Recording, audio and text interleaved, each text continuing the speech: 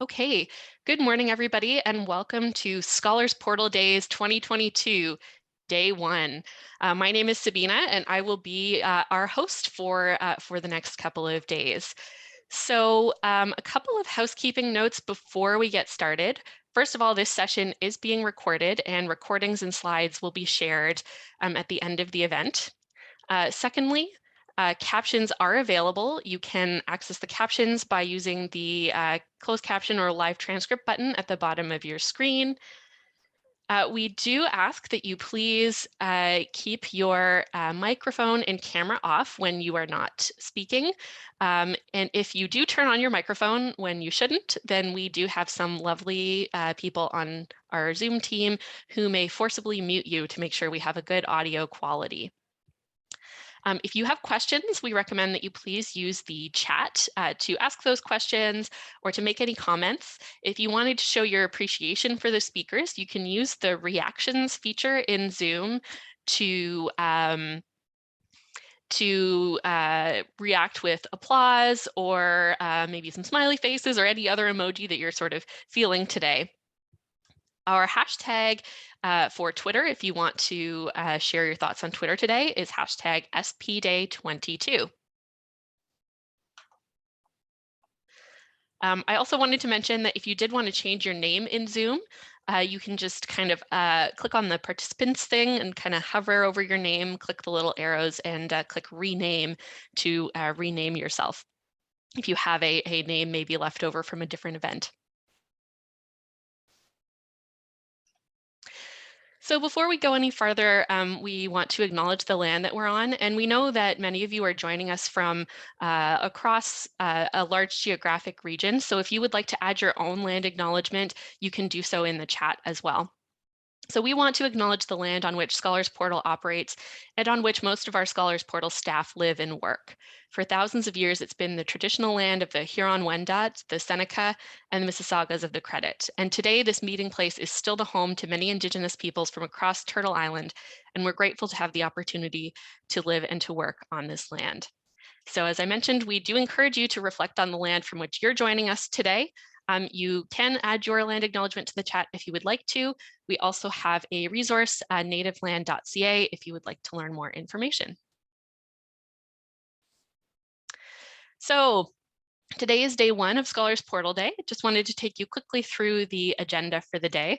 We're going to start with some opening remarks, and then we have an amazing keynote speech today from Leslie Weir, who is currently the Librarian and Archivist of Canada, and formerly was in a previous life, I guess you could say, was very involved in OCUL and the formation of Scholars Portal. After that, we have a break. And during our break, we're also going to show a slideshow with some sort of retro looks of what some of our Scholars Portal services and websites used to look like in the past. So that should be a little fun break. After that, we have an update from OCUL. And then we have some lightning talks related to Scholars Portal client and user services. The main sort of English part of the programming then will wrap up at 12:30. We're going to have an additional half hour after that that's in French.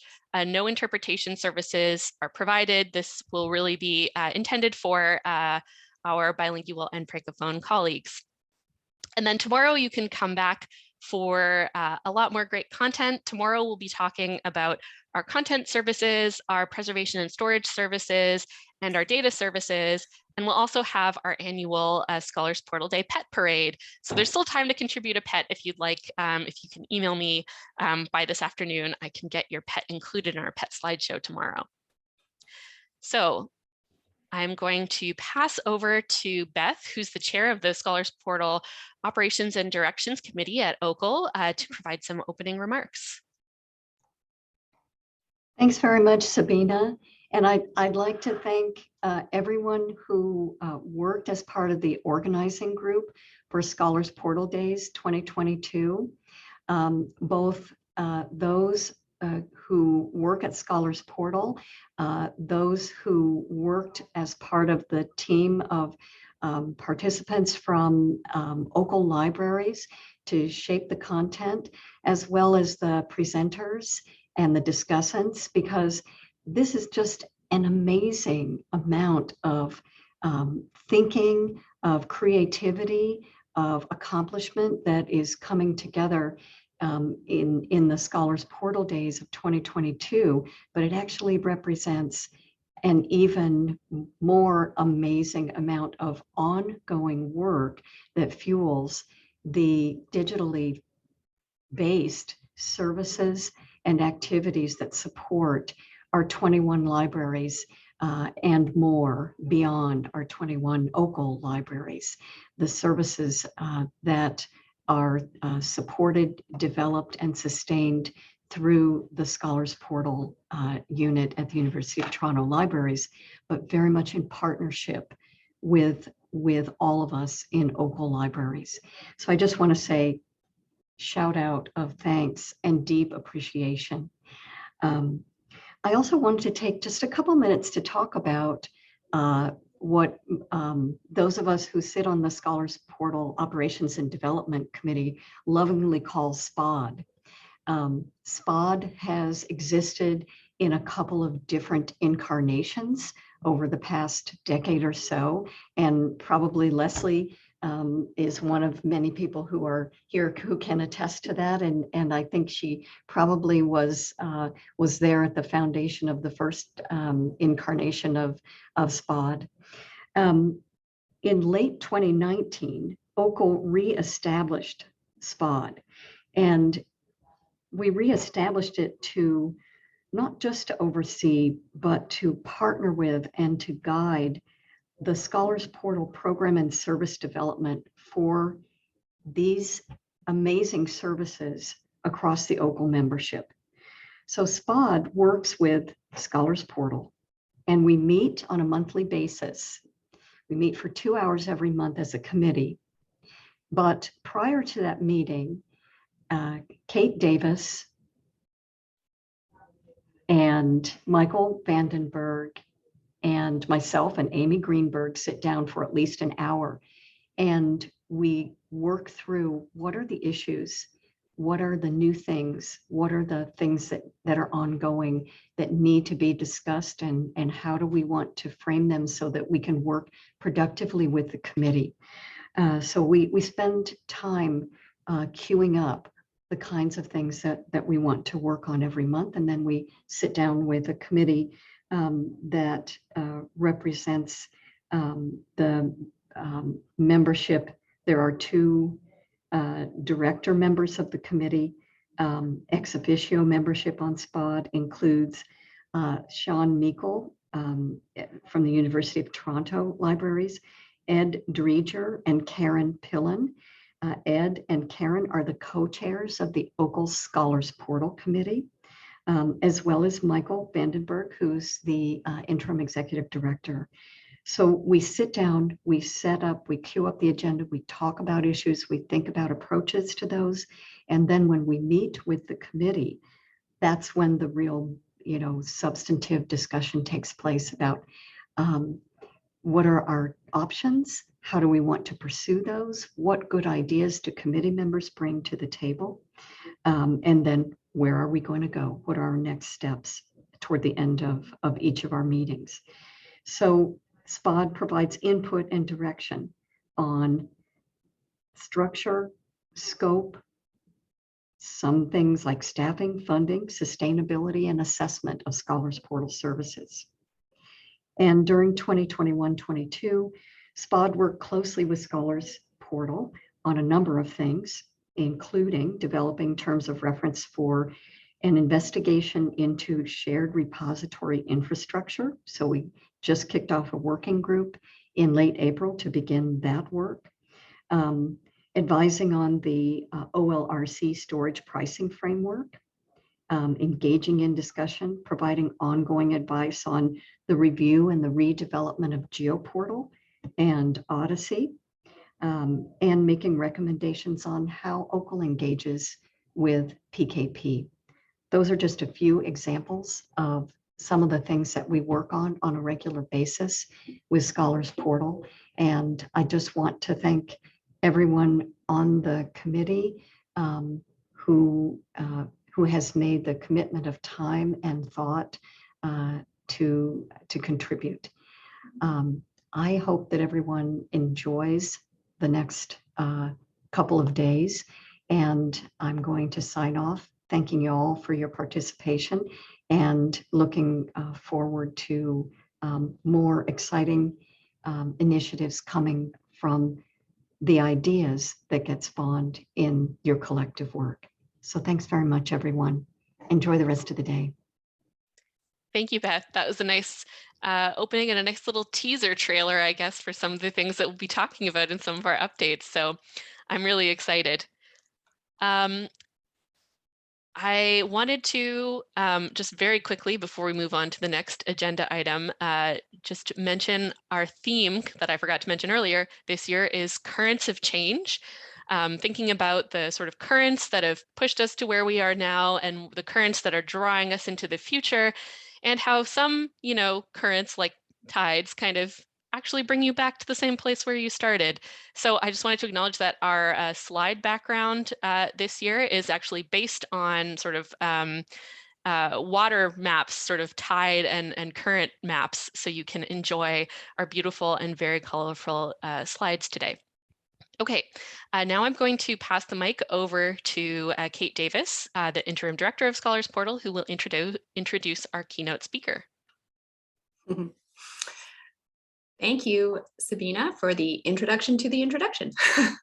I'm really so happy to be able to welcome Leslie Weir to Scholars Portal today as the keynote speaker.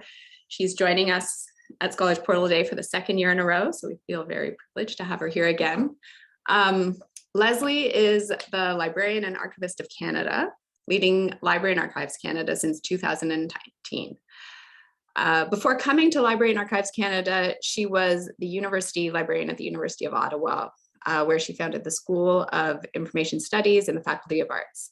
And prior to that, she had held positions at the National Library of Canada and Statistics Canada Library, as well as the Côte Saint-Luc Public Library in Montreal. Leslie has really played such an important role in many transformative moments at the Canadian Research Knowledge Network and in research libraries across Canada. As has been acknowledged both by Sabina and Beth, she's one of the founding architects of Scholars Portal, and for many years served as the chair of OCUL. Really worked hard to create an ethos of collaboration within the consortium. She's also served as the president of Canadiana.org, the Canadian Association of Research Libraries, and the Ontario Library Association. She is currently the professional division chair at the International Federation of Library Associations. So she's a busy, busy person. Leslie's talk today is going to go off our theme and is entitled Currents of Change, asterisks, with an emphasis on the asterisks. So please join me in welcoming Leslie.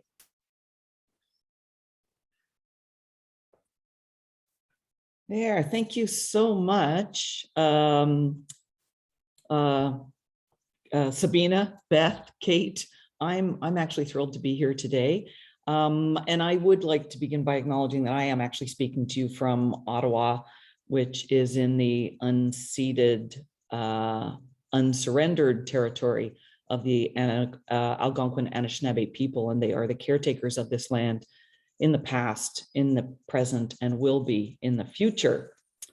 So I am, it's interesting that the introduction kind of really does resonate with me. I'm hoping that I can share my screen with you, just pulling that up. There we go. Okay, so everybody sees everything all right? Perfect, thanks, Sabrina. All right, so it is kind of interesting, I find, that the theme of currents of change was a theme when we actually founded Scholars Portal. So what comes around goes around, most definitely. And my asterisk is really sort of at the inception, because I thought I'd talk to you about a little bit of prehistory, because of course I have been active since prehistory. I'm not going to label myself in any way that others, well, anyway, you can all think of what that label might look like.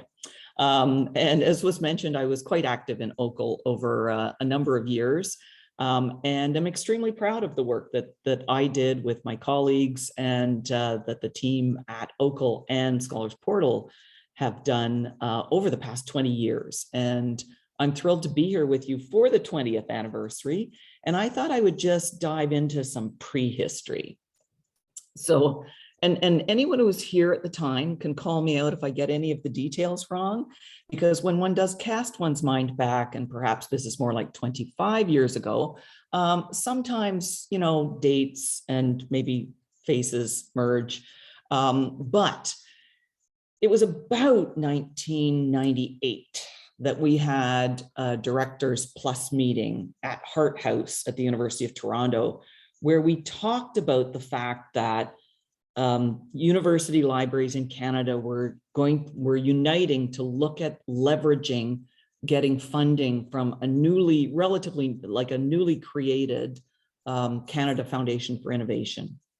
And this created an opportunity, we thought, to really leapfrog ahead in terms of getting digital resources to our university populations. And at the time, you have to realize that I think it had been about 3 years since OCUL had done its first consortial acquisition. And the first one, if we could do more of an interactive, if we were in person, I'd say, so who can guess what the first one was? And maybe all of you know, but it was Current Contents.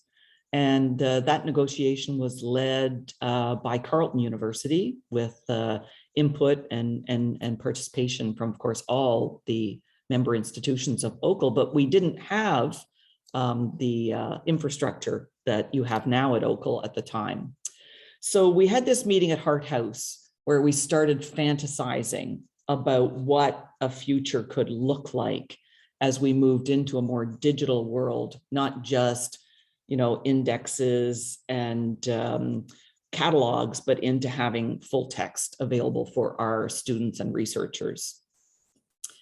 And at that meeting, many of the OCUL directors were active and engaged. I've had to use a picture that's only from 11 years ago because I couldn't pull one up that goes back to 1998 between then and 2002. But a lot of the directors that are here in this picture were in fact very active in the creation of and support of Scholars Portal, along with the teams in their libraries, of course.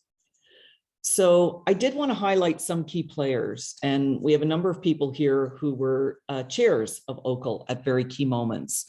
We have Mike Ridley, we have Gwen Ebbett, we have Kathy Matthews, we have Cynthia Archer, and then we have Joyce Garnett from Western, who was well known as the treasurer over, it seems like decades, but an extended period of time. And she used to say she could spend every dollar 10 times. And we think she actually did succeed in doing that on a number of occasions. And then we have Brian Nettlefold, who was at Nipissing at the time and was a key lead. He was my colleague in terms of, I focused on the information resources and he focused on the interlibrary loans. Now, we had some really key players at the University of Toronto. Carol Moore, of course, was very active in OCUL. She was also the chief librarian at the University of Toronto. And she had moved the University of Toronto, working in close collaboration with Peter Clinton, into actually building a digital infrastructure to support the university. And she was also a really, really key player in developing the proposal, the successful proposal that the Canada Foundation for Innovation ended up funding in 2001. So this is what really allowed Scholars Portal to get the initial funding to support the launch of having a digital infrastructure for universities in Ontario. So that is the Canadian National Site Licensing Project, which was submitted on August 18th, 2000, and was approved in 2001, which then allowed the Ontario universities to take the matching funding from the provincial government and to use that to create Scholars Portal, or what would become Scholars Portal. And the universities, in fact, covered off the provincial funding from their own budgets so that the provincial funding could go towards CNSLP, and the provincial funding could support the creation of a digital infrastructure to support universities in Ontario. So this is a presentation that I did in June 2018, June 18th, 2002, which I did to the Senate at the University of Ottawa, where I wanted to brief them on an incredible new initiative. And kudos to actually the team we had working on this project, because they actually created the template for this. And then the university librarians could plug their names in and, take appropriate credit. So this is when we introduced, and you can see that in 2002, we already had the name Ontario Scholars Portal. We had huge debates, do we have an apostrophe or not? Is it all one word? Are the words capitalized? Things may have evolved slightly over time, but here's where we focused into the two key programs: access to scholarly information resources, which was commonly called SIRS, and interlibrary loan and document delivery, which we ended up using the name RACER to capture. Now, we felt important for people to understand that we were creating this infrastructure, leveraging investments of the provincial government. And we had key goals that were to ensure that everyone in our institutions actually had access to the information resources that they needed, and that we actually had long-term secure archiving of those resources, and that we could create a network of intellectual resources by linking ideas, materials, and documents, and that it would be an environment that really could foster innovation. So yes, forgot about that. And so we thought that the anticipated impact, and it seems bizarre to say now, but when you look back to 20 years ago, people didn't have desktop access to electronic resources. And we wanted to make sure that students, faculty, and researchers could be so much more productive. And we wanted equity across the province, where whether you were in a small, large, remote, urban university, that you would have equitable and reliable access to the resources, and that we would be able to develop new forms of information delivery, dissemination, and communication. We also thought it would support Ontario universities become more globally competitive. And I think we supported Ontario in achieving that goal. We also had key outcomes that we were looking for: the importance of this provincial gateway, and that it would also give some continuity across the province, so that if you did your undergrad degree at Nipissing, and then you went and did a graduate degree at Western, and then you went and came to University of Ottawa and did a second graduate degree because you really like to be a student, that you would actually, we wouldn't have to invest as much in training students on how to use our various interfaces, because in fact, you'd be able to go from being a student to being a student in another program in another institution to being a faculty member without actually suffering a great deal of disruption. So this is actually an excerpt from the spring 2002 meeting of the OCUL directors, which was held in Waterloo. As you can see from the bottom, we were all excited to go on a tour of the Waterloo Library. And this gives you a feel for the infrastructure that we had at the time, the governance, I should say, for the Ontario Information Infrastructure, which was called OII. And we had Mike Ridley, who was the chair of the management board. We also had a project management team, which Joyce Garnett chaired. And I, in fact, chaired the Access to Scholarly Information Resources Task Group, which very soon after that became SPOD, à la Beth. And then we had the Information Management Software Task Group and ILL Standards Committee, which Brian Nettlefold led.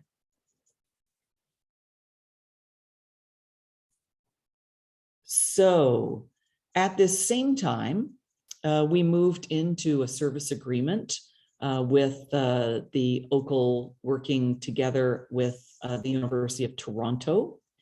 And we actually, as you'll see, posted, sorry, I only had a draft, not the final version, but we posted the call for the first staff member that we were going to recruit to be part of Scholars Portal.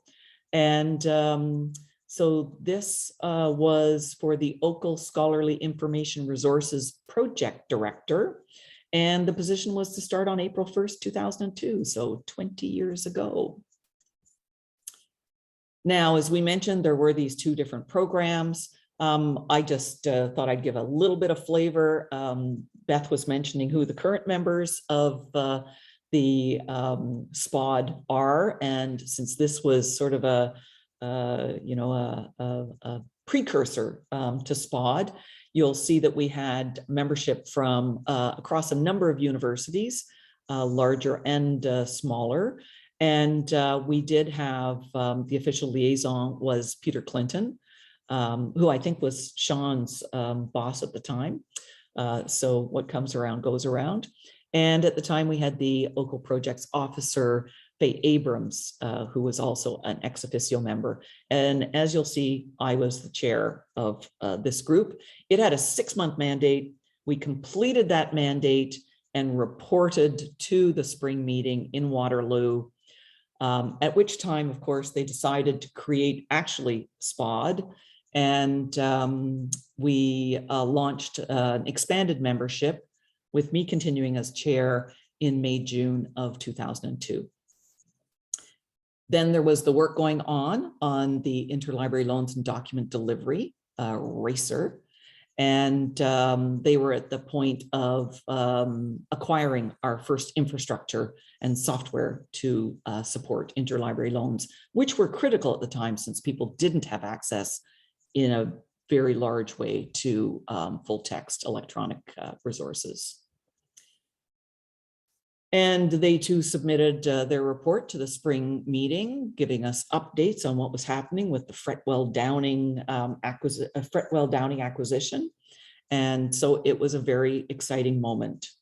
It was also a moment as the Scholars Portal team started to take shape. So the first person who worked for Scholars Portal to come on strength was Alan Darnell, which was in the spring of 2002. And then in the spring of 2003, we welcomed Amy with her work on RACER, and then Amaz, I think, and I could be wrong. So Scholars Portal team, you can correct me if I'm incorrect, but I think Amaz was the next person to come on strength. This is the boardroom in Larry Alford, then Carol Moore's office at Robarts in Toronto. And this was where first SIRS and then SPOD met. And like in those days, I was really struck with what Beth said. We actually met monthly. So I traveled up from Ottawa on a monthly basis, and as did the other members who came in. And in those days, we didn't have good infrastructure for meeting remotely. So yes, we were meeting in person. And we, really leverage things from this location. And I will say sort of our backup location was where I used to stay, which was the Madison Manor Boutique Hotel. And of course, that's a pub with a few rooms on the side. And one would need to go for a beer after one had had meetings. We also did what Beth was talking about, where we would have meetings to organize and plan the meetings for the larger group. And I would meet regularly with Peter Clinton of the University of Toronto, with Alan Darnell, Carol Moore sometimes joined us in those meetings. We often had Faye Abrams with us, and later Kathy Scarletto. And there were a lot of issues on the table in those days as well.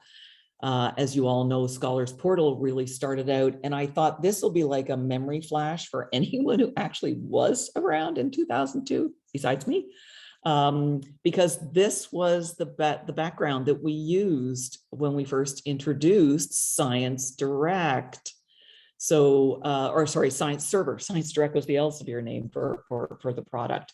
So I just wanted to give you a little bit of a taste here of the access to scholarly resources, and a little bit of background on finding your way around Science Server, which was the application that we used along with Encompass to be able to serve up our contents. And this was a draft, not for presentation, but I'm giving it its outing here. Just to give you an idea about, the sort of storyline and the complexity of the work that we were doing at the time, the importance of people being able to come in from different points of entry, at home, at the office, in the classroom, and that they would be able to browse, they would be able to find issues, they would be able to go directly to contents, both bibliographic and full text. And that they would be able to start with a search, find their results, and connect through to the resources. They would be able to set up new issue alerts. They would be able to link to the publisher site as well. They would get to have their reference formats, citation alerts, search query reports, search history, save search, all on the same page. Let me tell you, this was radical at the time. And they'd be able to set up their own articles where they would be able to revisit articles that were key for their research. And everything linked to everything else. Now this seems, like, well, duh. But I can tell you, in those days, this was pretty radical, because what you did was you did a search in our library catalogs, you got a list of bibliographic citations, and the catalog would have sent you out to an abstracting and indexing database. You would have got the abstracts, your bibliographic list, and then you would have trotted over to the library, and you would have visited each floor you needed to visit to find your different citations. You would have taken the unbound or bound volume, gone to the photocopier, copied within copyright limits, of course, and then had your articles. Because at that time, we didn't even really have scanning opportunities in place. So what I can say is that at the time, this was radical.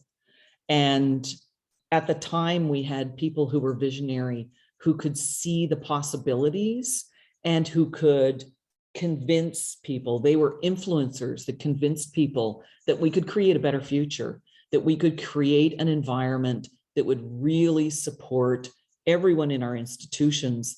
And we could do it in a way that would support all of the institutions of OCUL. And from the outset, I think the journals was seen as a first step with the interlibrary loans. And there was always a plan to be able to bring in new services, new components that would serve the students and the faculty and researchers at our institutions. And I really do think that we revolutionized at the time the way libraries were seen in their universities.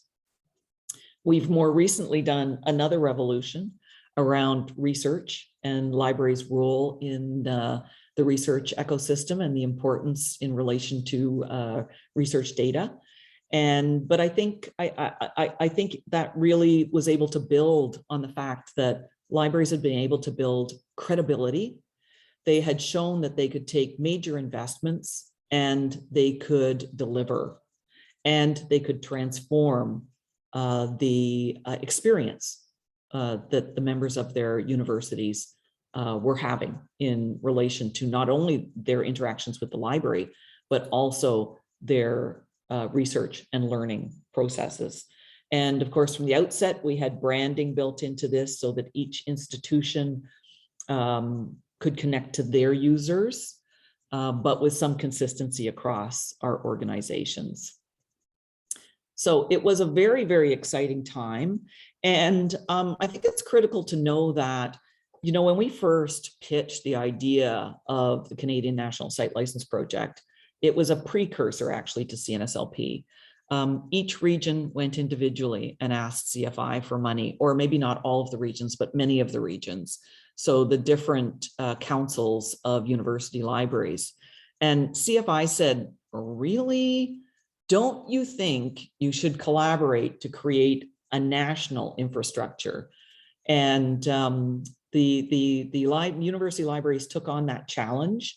They also had to be extremely compelling, because initially CFI thought that only physical infrastructure could, or I should say research, at the time the definition for research infrastructure was hardware and software in laboratories. It did not include access to data or information. That was not seen as being a valid part of the research enterprise. And it was the compelling cases that were made by members of your institutions, members of your institutions and other ones across the country, that really was able to paint the picture that in fact data and information is research infrastructure. And I will say, I don't believe that that's been questioned probably for almost 20 years.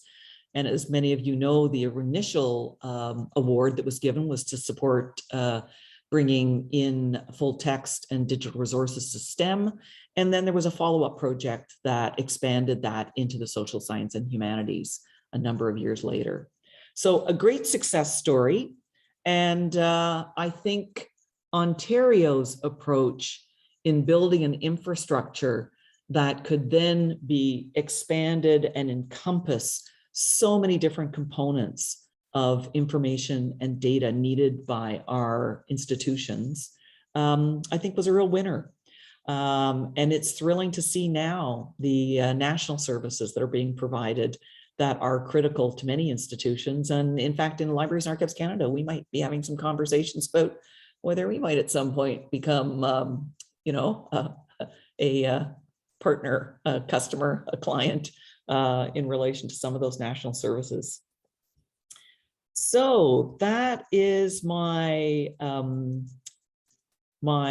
presentation for today, and I will just take my screen sharing down and would love to be able to open the floor to any comments, questions, reminiscences, corrections, open to all. Thank you so much, Leslie. That was just such a nice reminder of where we've come from, and really that as a current Scholars Portal team, we are standing on the shoulders of such dedicated and talented people who did so much work to make what we have a reality. So just people are welcome to put questions in the chat. I see Amy's raised her hand. So I think it's also okay for people to raise their hand and unmute themselves when they're called on. Yeah, so Amy, what would you like to say? Thanks, Kate. Thank you, Leslie. I'll just echo Kate's remarks. And yeah, it's really fantastic to kind of recollect all the visioning that went into, not just in terms of what Ontario was trying to achieve for the universities, but just also the the vision in terms of like the collaboration and the cooperation that was needed to make it happen. So thank you for that.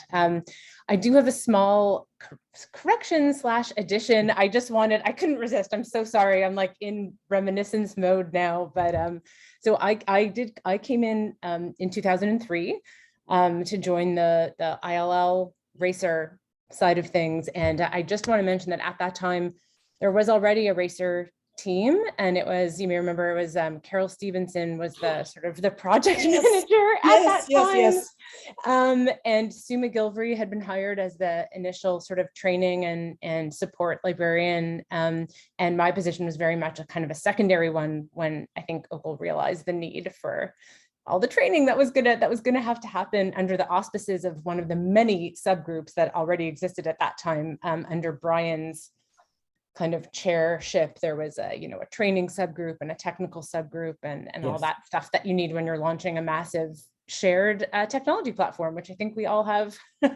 current experience with too. And Shane Chan at the time was our system administrator. Amaz, I think when I came on, was kind of more on the scholar, like on the SIRS side of things, working with Alan, and then not long afterwards, we kind of all became a merged together. Into the Scholars Portal, so the bit of continuing prehistory for all you folks. And I of course knew the SIRS side better, but as soon as you said the names, I went yes.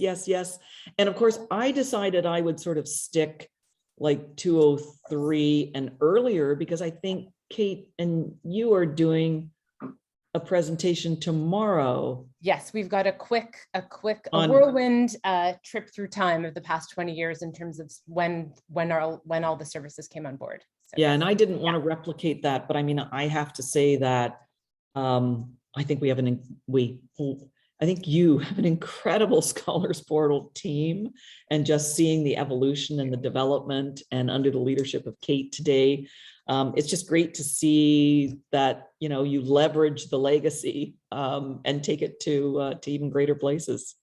Thank you. Right. So I'm not seeing any questions in the chat or hands.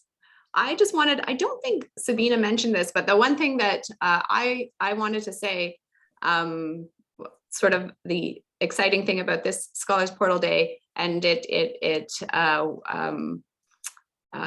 works well with your sort of final comments about the work that we're doing here becoming more national, is I think this is the first Scholars Portal Day that we are welcoming folks from all across Canada and outside Ontario. So I'm sure that history is new to them, but we just want to say a big welcome to anyone who's not been sort of so closely embedded in Ontario. They live other places. Yeah. And just sometimes I thought it was good sometimes to understand that some of the challenges we have today, we actually had then too. When you're looking at trying to launch a project or an additional initiative, just how you can line up the funding, how you get the support, and the fact that it does take many hands to be able to accomplish, and collaboration has a huge impact. Back in the 1990s, way before I became a university librarian, there was, each institution was fairly independent, and they like to share, like they benefited from each other in terms of experience, and maybe not, replicating things that had not been successful. But I think Scholars Portal and the beginnings with SIRS and RACER, that was when we took cooperation into collaboration. And really amped up that relationship and saw the benefits of pooling our resources, but still having an independence and our own branding of our organizations, so that we could present that sort of within each of our organizations. But then together, we created a lot more. We created things that we couldn't have done individually. Yeah. And what do you think? I think everybody acknowledges like the challenges of so many people trying to sort of manage so many different interests. And so what do you think are some of the, what made this collaboration successful, and what were some of the kind of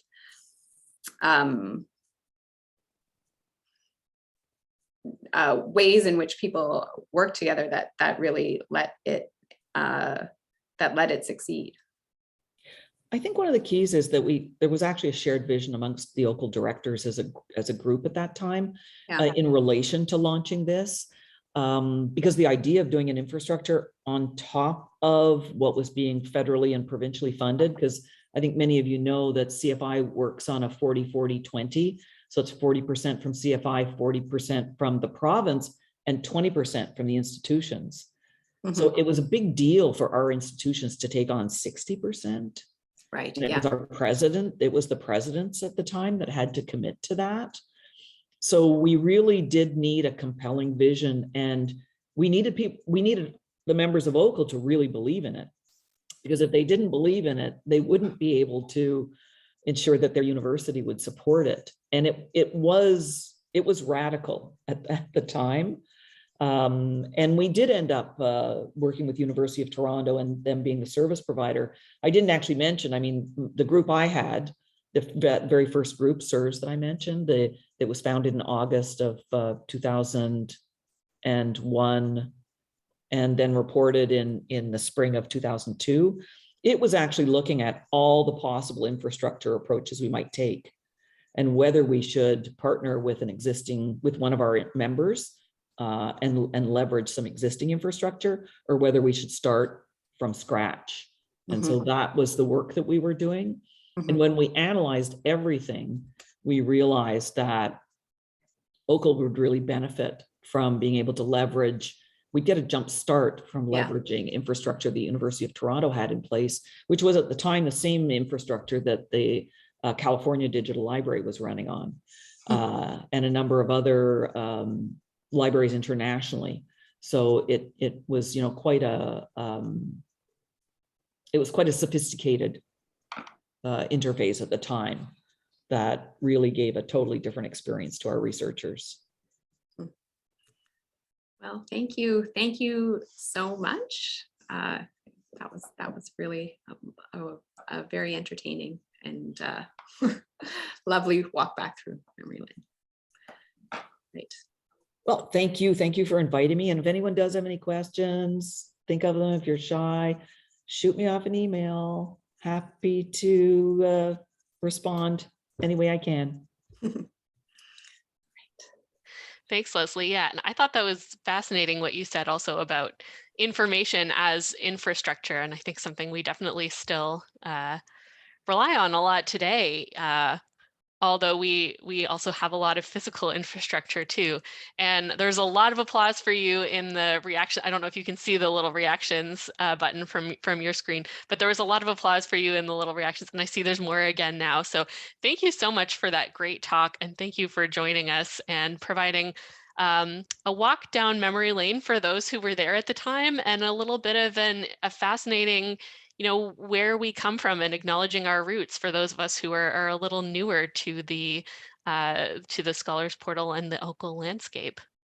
Well, and I hope you have a great 2 days. You know, I think it's pretty exciting. You've got a great program, and you have a wide audience coming from across the country. So congratulations on that. Yes. I'll put my email address into the chat now that I've made the offer.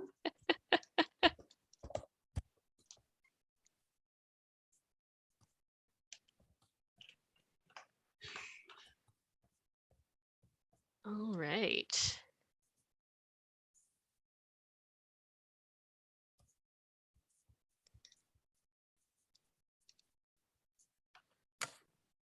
Thank you. And, you know, I know you're a very busy person, but you are more than welcome to stick around for the rest of the day or tomorrow if you are interested. All right. Thanks so much, Sabina. Thank you, everyone. Have a great day, great 2 days. Thank you. Okay. So we are running a little bit early. So Michael, are you here? Did you want to do your update before the break? If you are around? Hi, Sabina. I am around. Have I completed my update? We can go to could do take our it. break early and then come back to you afterwards if people if that's easier for you. No pressure, Michael. Put you on the spot like this. No, that is totally fine, and I'm happy to do my update now. I will say though that Annika helped me with my update by putting together some wonderful slides that I don't think I will use, because the last one still says musings on where OCUL is and where it is heading. And so that's not exactly ready for showtime, but I think I am. So I'm happy to go ahead here. Okay, great. So we are jumping to the item on the agenda of OCUL update from Michael Vandenberg, who's the interim executive director of OCUL. So go ahead, Michael. And if you don't have any slides, I have an intro slide I can share if you want. Sure, you can put up an intro Right. slide. You can, yeah, no trouble. It looks cool though, right? Does it have those little dots on it?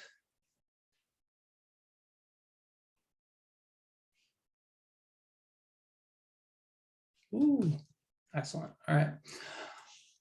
So thank you, Sabina. And it's about this time last year that I started in my interim role as executive director at OCUL.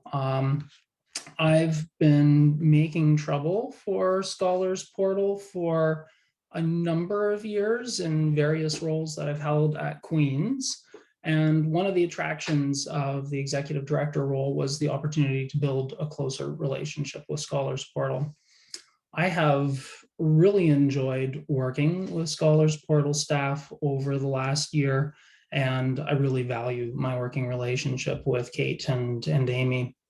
They've been very patient with me, answering, and I would say often re-answering questions to help me better understand Scholars Portal plans and operations, and also helping me build a better understanding of the sometimes complex relationship between OCUL, Scholars Portal, and the University of Toronto. Prior to coming into this role, I don't think I realized how much care and consideration went into managing this relationship. And so I've really appreciated learning from Kate and Amy, but also from Larry Alford, the chief librarian at UTL, and his team, and our OCUL executive, especially in my early time at OCUL, when our past chair, Beth Namachivaya, guided work on a letter of understanding between the University of Toronto Libraries and OCUL to better clarify that relationship. So our theme for Scholars Portal Days this year is Currents of Change. And this has certainly been a year of change in the OCUL office.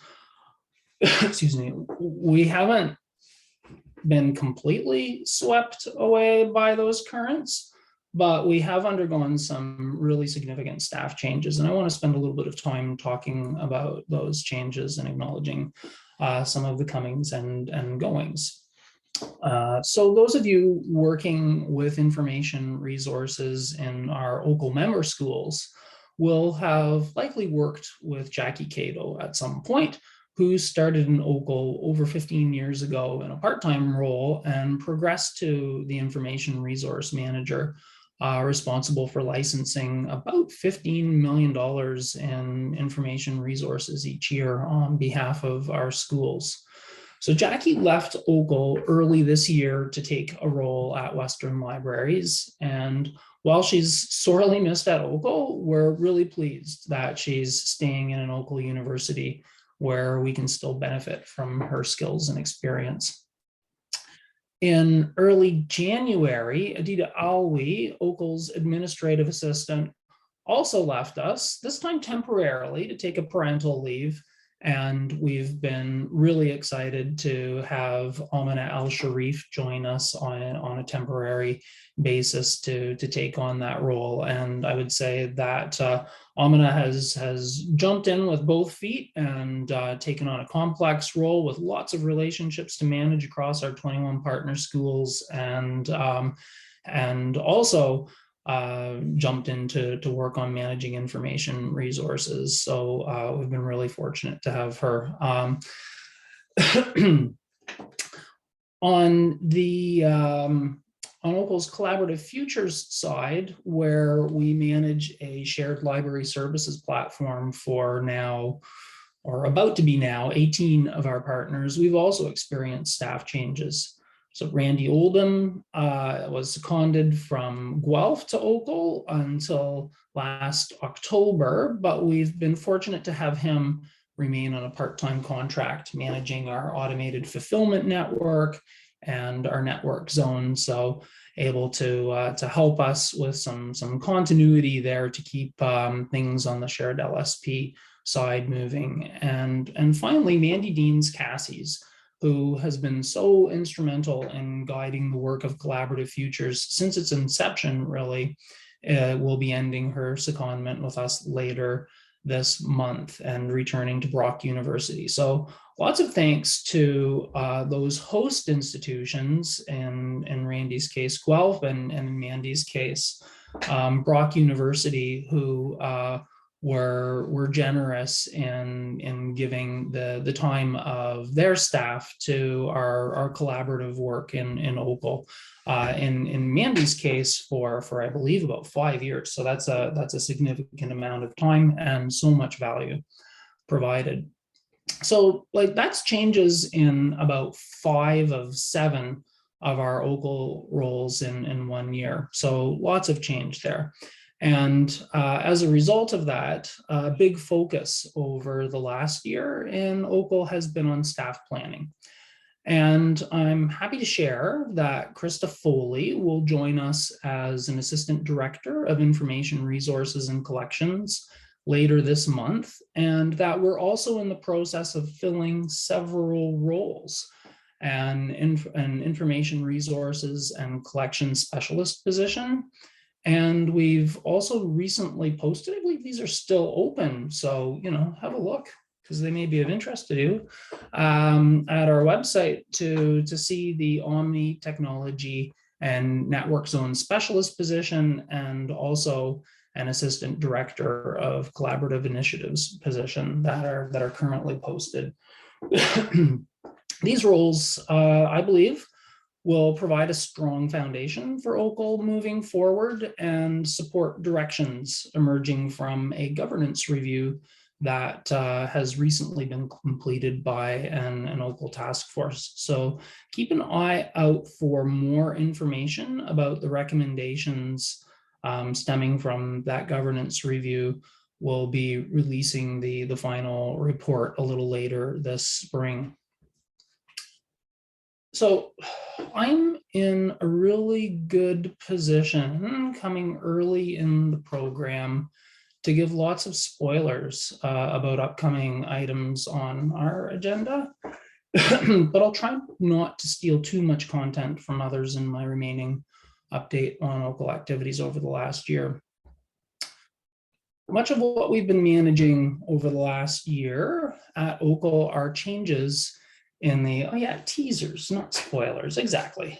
So much of what we've been managing over the last year at OCUL are changes in the nature of our services. As Dataverse moves from an OCUL Scholars Portal service to a national service with governance provided by the University Toronto Libraries and the 4 Canadian Regional Academic Library Consortia, I've represented OCUL as the service found new footing, decided on a new name, and has more recently developed a model for adding new users beyond our consortial members. So I'm really looking forward to hearing more about Dataverse from Megan Goodchild and other Scholars Portal staff early on Friday afternoon. We have several sessions, I think, that will reference Scholars Portal Journals platform and TDR, Trusted Digital Repository. And one of the very interesting initiatives that I've been involved in this year is resuming work that began before the pandemic to explore the possibility of moving the Scholars Portal, TDR, and Journals platform to a new governance model under CRKN. Beth Namachavaya and I have represented OCUL in this work, which is still in early stages, but this could have a significant impact on one of the longest standing services of Scholars Portal. So very interesting work, and certainly looking forward to seeing how that all plays out, and for future updates as that work progresses.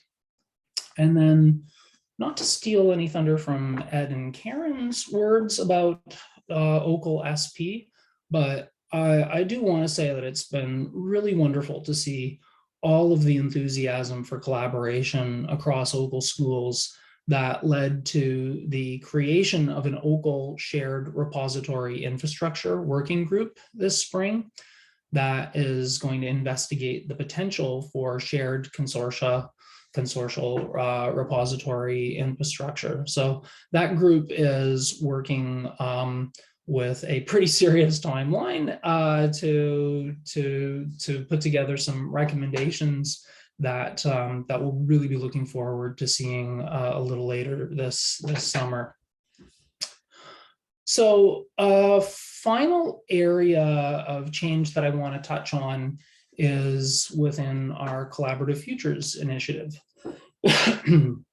So when I was a student at Dalhousie in the early 90s, I really valued Novanet, and that ability to search and access collections across the province of Nova Scotia was very helpful in my research endeavors as a student. And finishing library school there, moving about, and then coming to Ontario early in the 2000s, I wondered why that wasn't something that we had here as well. So it was very exciting to me to have Leslie Weir, who we just heard from, suggest that we undertake a shared LSP in one of our early pre-Collaborative Futures meetings, and to see that come to fruition and now have with McMaster University Library going live a little later in June to have 18 of our 21 OCUL institutions on the Omni platform. And that platform has matured. And one of the really important initiatives that we're now engaging in is to explore how we can collaborate on decolonizing description. A Collaborative Futures working group has just completed a report with some recommendations that our steering committee and operations team will be responding to soon. And this comes not long after OCUL has joined NICLA, the National Indigenous Knowledge and Language Association, as an institutional member. So I'm very much looking forward to how to developing that relationship with NICLA and looking at how we can collaborate not only within OCUL, but with other organizations across the country on that very important area of activity for all of our members.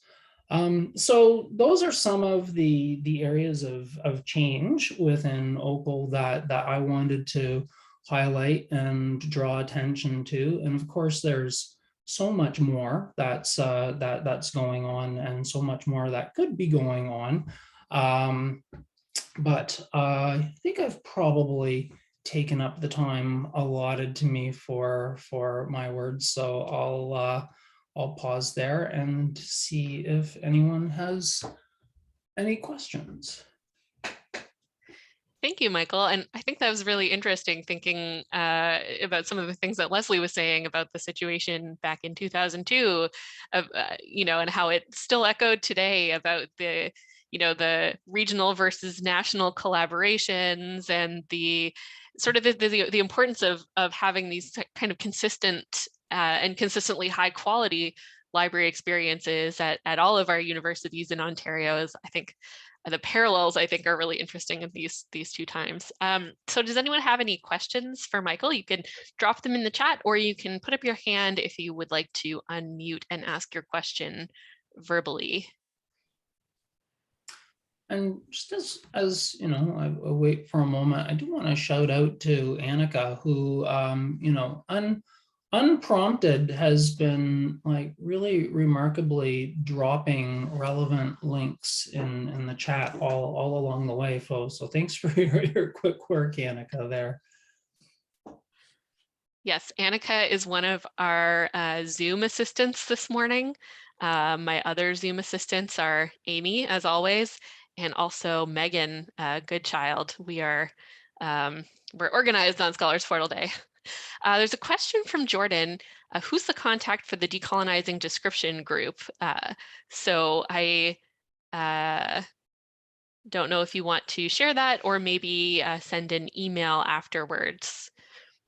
Well, that I may follow up about that, and it's an interesting question because as the working group submitted their report yesterday, they were kind of asking, okay, where are we at now, and is this completely done, or is there follow-up? So we have received a final report, and I guess unless there's further questions from our Collaborative Future Steering Committee or the operations team, that may signal the end of the group itself. But that group reports into one of our standing subcommittees, which is a metadata management standing committee that's chaired by Megan Burke from Queen's University.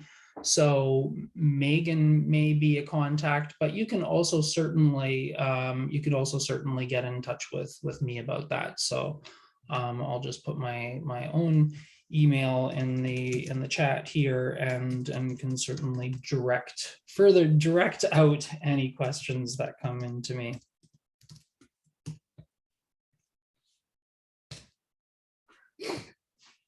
We can put people's contact information in the slides as well when we share them. Although I think Michael's email is also on the OCUL website with all the OCUL staff and Scholars Portal staff. Our names are out there if you need to find us. For sure. Any other questions or comments?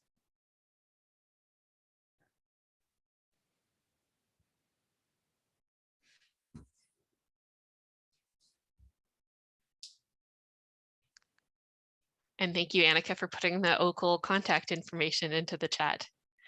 All right, well, not seeing any. Although, as Michael mentioned, if you have any more questions or anything else, you can always send him an email. But thank you so much, Michael, and thank you for being flexible and moving your time around a little bit here. You're welcome. Thank you. Thank you for having me. Oops. All right, so I don't know what I just did to my screen. But we are going to go into our break now. And we are going to,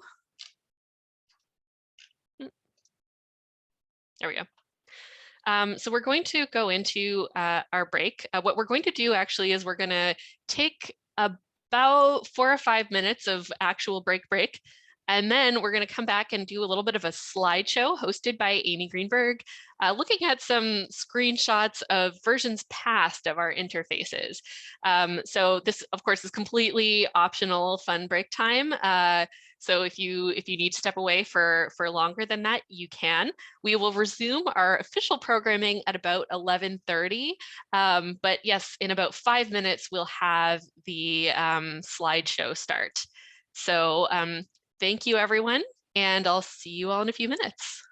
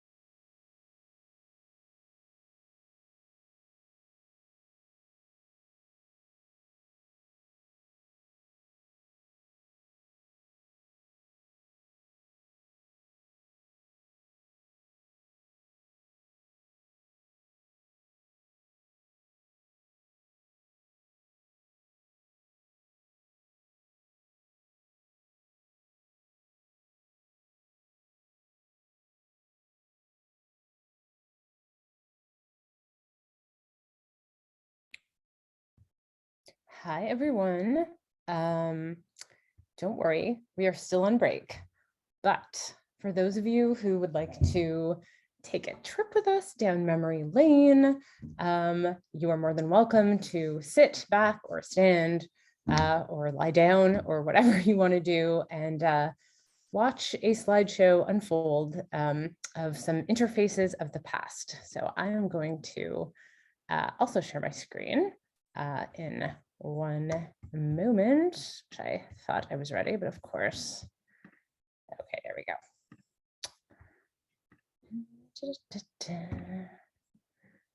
Okay. I'm going to put my presentation into full screen mode, which means that I don't think I'll be able to see the chat that easily. So if you have reactions or things that you would like to say or ask, feel free to put them in the chat. I just might not see them. And so also feel free to like unmute and, you know, share your thoughts that way. Okay. Here we go from our very current, pun intended, interface to some older interfaces. Here we go. Here's a beauty. This is the OCUL website, circa 2000. You can see at the bottom there is a note that says, revised August 30th, 2000. A few things of note here. Basically, this page is just showing a list of the OCUL member libraries and then some text links for other information. And yeah, so the color scheme, crimson and white. Before we moved to the green, which is sort of the official OCUL color now, we had this lovely kind of dark red color. Raise your hand if you remember that. Feel free to raise your hand when you remember anything, actually, any of this stuff. Yeah, another very remembers. I can't even remember when we switched to green. It was like definitely during my time. It wasn't that long ago, but yeah. Yeah, another very interesting thing, of course, is that since this is only the year 2000, if you count the number of member institutions, you will see that unlike our current roster of 21, there are only 19. So shout out if you can see who's missing from this list. Name change is not included because, of course, a couple of institutions have changed their names since then. So and maybe I can see the chat. There we go. Yes, Noor Algoma is missing.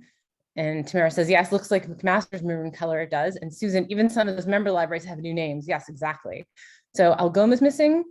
And the other one that's missing is UOIT, otherwise known as Ontario Tech. Yes, I believe Algoma was affiliated with Laurentian, and OCAD is there, but they're there as Ontario College of Art and Design and not as OCAD U, which is what they officially changed their name to at some point. Yeah, and of course Ryerson is there as Ryerson Polytechnic, which is kind of fun. Oops, sorry, I'm trying to do the chat and my slides at the same time, so never mind that. Yeah, so anyway, lots of kind of interesting things to look at there. And of course, at the time, Faye Abrams was the OCUL contact person, so that's her old email at the bottom of the screen with her University of Waterloo email address, because there was no ocul.on.ca domain at that time, I believe. Ah, such reminiscences. Good times. Okay, let's move on. So here is, that was sort of the landing page, I guess, of the website. And then we did a bit of a revamp. I say we, but it wasn't me. It was people more well-versed in web design than me. So we've jumped ahead a few years to 2006. We've got the list of OCUL member libraries on the left. We still have that kind of maroon color, but we've got more gray going on. There's some more additional links across the top for a menu bar. And we have added UOIT is now there as Ontario Institute of Technology, University of, but of course Algoma as a university is still missing from that list. Ryerson Polytechnic has become Ryerson. What else? Ontario College of Art and Design is still that. Yeah, so a little bit of a change, looking a little bit more modern, but obviously, you know, it's still 2006. The exciting news item there that some of you might be able to see is OCUL wins Innovation Achievement Award. I believe that was a Canadian Library Association award, but I have to admit that the details of that kind of escape me for now. And there's even a note on the bottom that says, welcome to OCUL's new website. So there you go. This website was was brand new in 2006. Yeah, Faye Abrams is still the contact person. What have we got here? That's kind of interesting too. We've already started kind of providing different login methods for different groups. On the bottom there, there's options for directors to log in, admin login, a VDX group login, and a selectors login. So a lot of those things still exist today, only in slightly different formats. And Jack says he still has nightmares about updating this FTP website. I'm so sorry. Did not mean to. Thank you, Michelle. It was a CLA award. Yes, I'm sorry. We really do not intend for any of these flashbacks to be painful for people, but I kind of understand.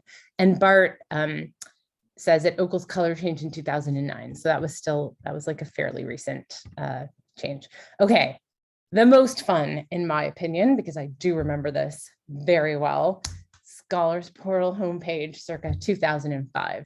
I mean, we need to be kind, right? This is what was available at the time. I love those stock images. I think even at the time we thought they were kind of funny. Someone else pointed out that only one of the people in these pictures is using a computer. But of course, as Leslie kind of alluded to in her presentation, you know, Scholars Portal, we were certainly about providing that digital infrastructure, but it was more about that idea of like making it easier for people to link together different things. So the little captions on the pictures there that talk about supporting research, enhancing learning, simplifying learning, and the other thing that I can't see because there we go, advancing scholarship. You know, that was all true. That was all true. And I guess in the early 2000s, we were still in that frame of mind of like, people are still using paper, people are moving to digital. So, you know, it's a time of transition. Also note, so we have the kind of Scholars Portal bluey background color. We have our old logo, which was a lot more like portal-y looking, kind of a nautilus shell portal kind of theme. And notice the services that we have prominently on this website. Search Illumina no longer exists. Electronic journals still exists. RefWorks exists, but not as a Scholars Portal service. And of course, our interlibrary loan. So I think it's kind of interesting that the services that are there, we sort of have two of our like long-standing, still existing ones, and two that no longer exist. And that's okay. And you'll hear Kate and I talk more about that a little bit tomorrow. What else is kind of fun? There's an OCUL copyright on there. We have a sign up to the Scholars Portal list. So the Scholars Portal list has been around for quite a while. Email lists. I don't know. I don't know if those things will ever go away in a library context, right? Illumina, yes, that is a bit of a painful one. Love the text only option. Yes. Yeah, Illumina. I mean, it's interesting to think about that in the context of what Leslie was discussing earlier, like part of that linking together, you know, we have all these journals. How are people finding these journals? So that was sort of what Illumina was all about. And not on the website, but something that we were doing at the time, of course, was hosting SFX, another big part of that linking scholarship piece that Leslie kind of had in her diagram. And yes, Richard Heidel was our web designer for a long time, and our websites were actually like hosted at and sort of designed through U of T. So it's just another example of that, like U of T partnership. Here's 1 year later, I think, 2006, about the same time anyway. I love our little blurb there. Research, teaching, and learning, the essence of scholarship are being transformed. With Scholars Portal, you can have the advantage. Anyway, I love it. It's great. And yes, we have a text-only option. We have a français option. So early attempts at least conveying some of our information in a bilingual way. Yeah, it's good stuff. Okay, so now this might look like a little bit kind of familiar. This was the original incarnation of the wiki. We still have the old Nautilus blue portally logo. You can see it there on the top left. It's our shared documentation space. What have we got here? We've still got RefWorks, we've got SFX options, Verde, remember Verde? An ebook, links to our ebook conference. Yeah, all kinds of cool stuff. Representation by way on that recently updated list there on the right. Some posts by Alan and Amaz. That seems pretty standard.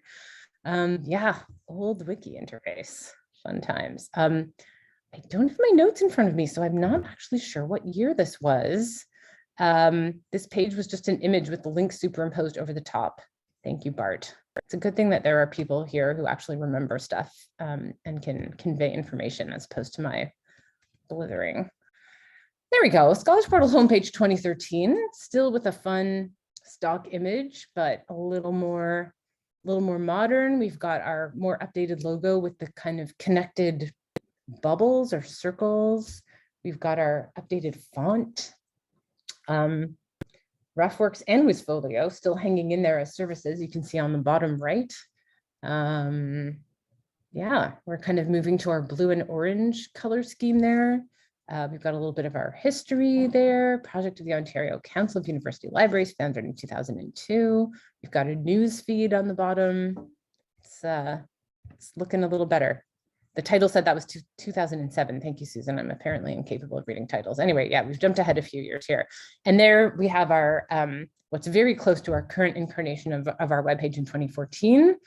A little more minimal with just the services kind of listed. And an image of our whiteboard in our old meeting room there, serving as our background, kind of wiped out and kind of not, and you can see all of our thoughts about data architecture and how things are going to work there in the background. So that was fun. We enjoyed having that as our background. And I hope, Sabina, just like interrupt me when it's time to actually start the session, because otherwise I will just sit here talking about old interfaces for a long time. Well, we have a couple extra minutes. Okay. I think we're good for another couple, because we rearranged the agenda. Yes. So I think we can go through a few more. Good. Okay. And now I'm looking at my phone so I can kind of see the time. Okay. Well, I think we can go through the racer ones and then the racer ones. Okay. After racer, yeah. Yes, after the SP website, this is like near and dear to my heart because I was very heavily, as Richard can attest, and Agnes, I was very heavily involved in like, we need to add this, we need to take this away. Can you rearrange all this stuff on the website? So yeah, the old racer website, raise your hand if you remember this, with our red and gray logo there at the top, some more amazing stock images of like people sitting and kind of looking cool. Love it. So yeah, 2002 project information. We had the two phases, our OCUL VDX project, phase 1 from 2000 to 2002. So that was kind of the era that Leslie was talking about. And then implementation and production starting in June 2002. And yes, Richard, you remember, and there is a raised hand. The logo is racing in. Thank you, Hujma. I cannot take credit for that logo, but yes, we definitely wanted to convey that kind of, that kind of like movement there with the gray stripes in the background. And for those of you who are wondering, this used to be like a point in a quiz that we would do for RACER training, but RACER is actually an acronym and it stands for Rapid Access to Collections by Electronic Requesting. So at some point in that 2000 to 2002 time period, when the service was being developed, you know, VDX is like the software, but we wanted to call it something fun. I mean, I say we, but this was before my time. So there was actually a contest within OCUL to name what this new shared ILL service would be, and RACER was the name. Yeah, good times. And so cannot leave without showing you the classic big blue, as we fondly refer to it, old RACER search interface, 2003, so buttony, so blue. We stuck the OCUL, the old red OCUL logo is there on the side menu on the left. Yeah, we didn't have all the universities participating yet. So if you look at the list that's displaying there, I think we have like 16, 15. we did a very phased, rollout, and not everyone's catalogs were available even through that 3950. Shocking, shocking. Yes, RACER is an acronym, I know. Let's talk about Big Blue for another minute.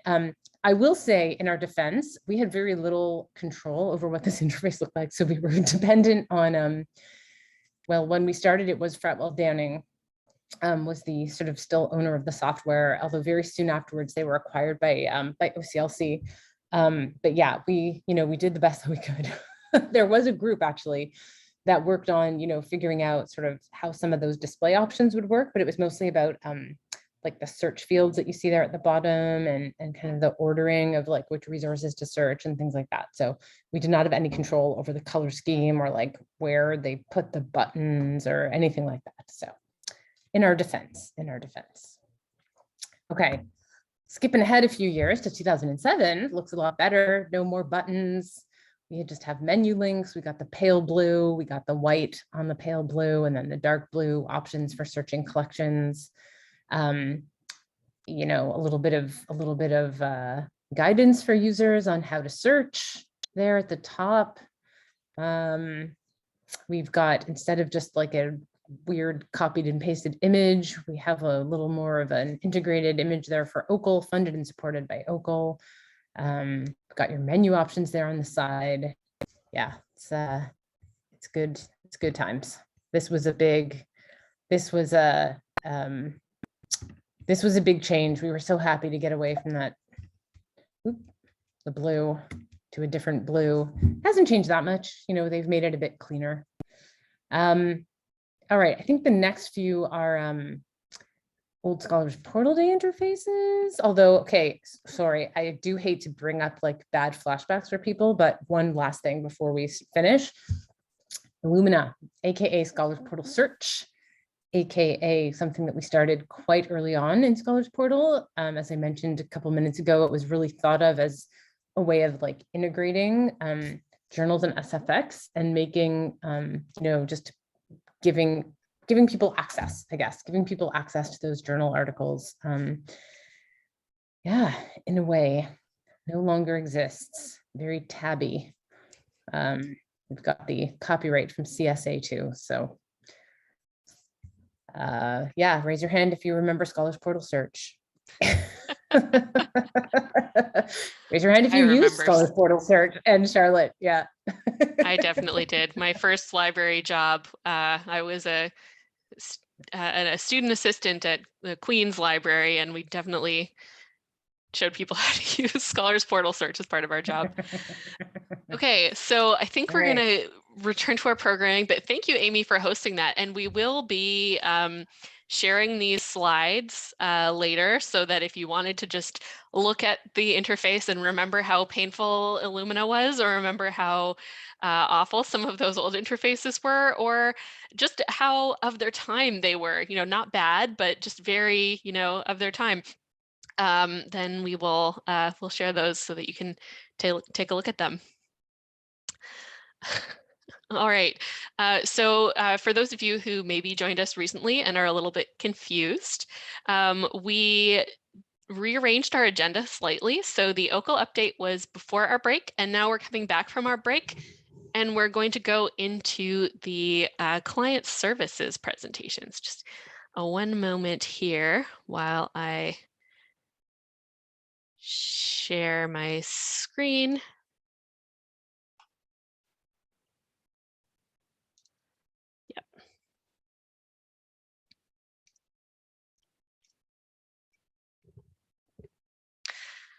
Okay, so all the slides for this afternoon, the rest of this morning and into the afternoon's talks are up on Spot Docs. So I'll just post the link into the chat if you wanted to follow along. I think one of the things that we always really enjoy doing at Scholars Portal Day is having a lot of input from our members about how they're using our services or other projects going on at their own institutions. So I'm really excited that we have a session of those next. So we divide up our services in some kind of different ways at Scholars Portal, and I think in tomorrow morning's presentation, we will talk about that a little bit more. But the client services are generally what we think of as the services that you as OCUL members would offer to your own users, and that we at Scholars Portal just play sort of a coordinating or a hosting or a providing support role. So that basically it's sort of the consortial aspect of services that you might already be offering locally. So that includes ACE, the Accessible Content ePortal, where we create alternate format versions of print library books for library users with print disabilities. Our publishing services, so our hosted OJS and OMP platforms for scholarly publishing. The Ask a Librarian chat reference service, which, as you know, while we provide sort of the support and training at Scholars Portal, it's staffed by folks from all of the participating libraries. And then Racer, the interlibrary loan system that we were just kind of talking about with some of the older interfaces. So today I am very happy to say that we have several different contributions from the community who will be doing some lightning talks that are sort of related to some of these services or related to some other user-based services. And we're going to start with a talk about ACE and Alma workflows from the U of T. So I will stop sharing my screen now so that they can get set up with theirs. Susan Bond is the newly appointed Discovery Systems Librarian at the University of Toronto Libraries. And previously, she was the U of T LSP Migration Coordinator during their transition to Alma. And Harjinder Rana is the Resource Sharing and Accessibility Librarian at U of T, as well as the Fulfillment and Resource Sharing Functional Team Lead as part of the Alma transition. And they both work out of Robarts Library on the St. George campus at U of T. So I am very excited to hear what they have to say. Take it away. Great, thank you, Sabina, and thank you to the whole Scholars Portal team for putting on this event today. Can everyone hear me and see me okay, just to confirm? Okay, wonderful. So yeah, I'll try to make efficient use of our time. Thank you again, Sabina, for the introduction. And our topic today is harnessing Alma work orders to support the Accessible Content ePortal. And I'll just want to acknowledge my nifty lightning bolts I've included to indicate this is a lightning talk. So not any sort of endorsement of the Tampa Bay Lightning is intended there. So I also think I've kind of set the record perhaps for the amount of acronyms on one slide. So I'm going to try to elaborate on what all these mean, but I apologize in advance. If you do download the slides, it is listed in the presenter notes what each of these actually mean. So just very quickly, I'm not going to be able to say too much about the ACE service itself and what it provides. So I'm going to ask Susan to put a link in the chat just for if people want to read on to learn more, especially those who are outside of Ontario that are attending today's events. So ACE and UTL. So ACE is the Accessible Content ePortal, of course, and UTL is referring to the University of Toronto Libraries. So ACE provides digitized accessible versions of library holdings for OCUL, Ontario Council of University Library, and OCLS, Ontario Colleges Library Service members, and that's prescribed by the AODA, another acronym. So Accessibility for Ontarians with Disabilities Act, that requires libraries to provide alternate format versions of materials in our collections, including our vast print holdings. So we use ACE to support the digitization needed to provide this requirement to our users. So the way U of T kind of works with the Scholars Portal team on this service that's different from other libraries is that our collection is kind of the first resort for pulling material to get digitized. There's a couple of reasons for that. A, because our collection is very vast and we have a lot of material, and B, Scholars Portal and the Internet Archive, or IA, as I refer to it here on the slide, is actually situated at the University of Toronto campus and in the University of Toronto Robarts Library. So it's much more convenient to get books from our collection as opposed to having libraries ship them, across the province or what have you. So I'll kind of take you behind the curtain, so to speak, on like how we actually get our material available to Scholars Portal and in the end, Internet Archive for scanning. So when the service started up till recently, the options were pretty limited. So we do have a few satellite campuses at Mississauga and Scarborough. That's what UTM and UTSC refers to, who do deliver material across the city to Robarts Library. And then Downsview is our offsite storage facility, who deliver material to our St. George campus, UTSG, as it's referred to on the slide. But other than that, all of the libraries you had to go visit to actually acquire the material that you wanted to borrow. And that's up to 30 circulating libraries on the St. George campus alone. So you can imagine the amount of work involved in getting members of the ACE team from library to retrieve material, bring it back to Robarts Library, deliver it to Internet Archive, and then have it scanned. We didn't have a established and reliable delivery mechanism across our St. George campus. So this is kind of the model we were working with, which wasn't ideal.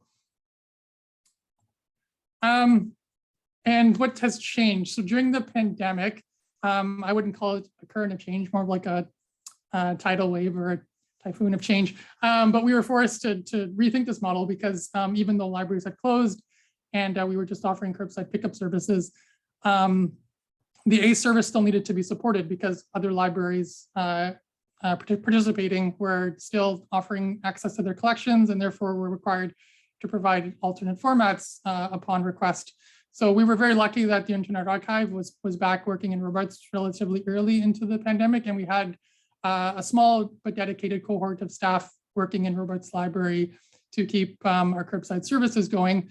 But unfortunately, the Scholars Portal team and their students, workers who were supporting the service before were working remotely. So what happened was they kind of piggybacked onto the curbside pickup service, and they were requesting material that needed to be digitized through curbside pickup. And then the staff on site at Robarts would intercept these requests and have them delivered to Internet Archive to be digitized.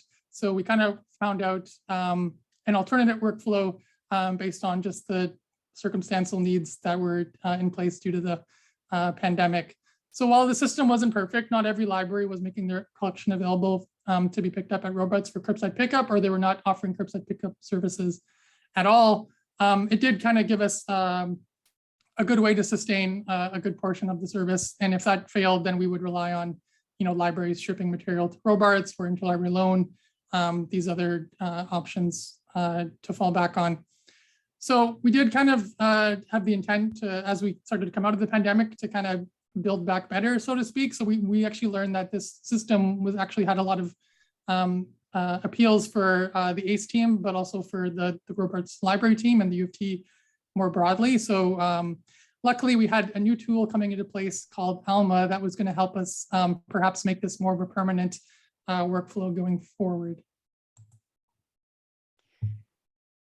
So the other major current of change, as Harjinder was saying, is that during the pandemic, we migrated from our old Circe Dynex system to Alma, which was a pretty dramatic change. Most of the OCUL libraries, I know there are a lot of non-OCUL people here, but I think all but 2 of the OCUL libraries, once Ambassador joins, will now be part of an Alma system. U of T is not part of the Collaborative Futures Omni. We went on our own, and we went live about a year later than the rest of the OCUL libraries did on January 7th. And a process of this was rethinking all of our old workflows. Circe that we used to work in had a lot of pseudo patrons. So when a material had to go to a specific department, it would often be signed out to a patron department card, and ACE had been part of that workflow. And so as we were moving into Alma, we wanted to think about the sort of the correct Alma way of doing things. And unlike in Circe, Alma actually did have its own digitization workflow. So briefly we thought, should ACE be part of our digitization? But because the actual digitization was happening at the Internet Archive, not within U of T and not even at ACE, we decided that was not the right way to go. So we made use of something else in Alma called work orders. And so for those of you who are not in an Alma system, work orders are just a process that makes an item, a physical item, not available, makes it look like it's not on the shelf. And it's used to identify when items are being used for in a specific department for a specific thing. So it's sort of the process equivalent of the patron, pseudo-patron we had been using.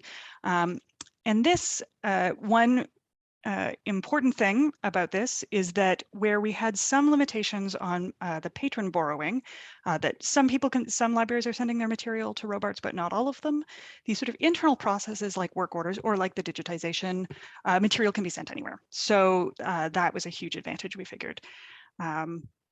And the other thing about doing a work order is that it's not a patron-facing process, it's only staff facing. So we actually wound up adding the Scholars Portal as staff, a staff account in our system. So that was also a pretty big change there. And if you just want to move on, Harjinder, to the next slide. Great. So there are two major takeaways were that we embraced Alma native processes and so rethinking our relationship with our processes, but also rethinking our relationships with our partners. ACE, the relationship we have with ACE is not really when they're a patron. They're more like a part of our staff. So even though they're not technically U of T staff. So great, that's it. Thanks.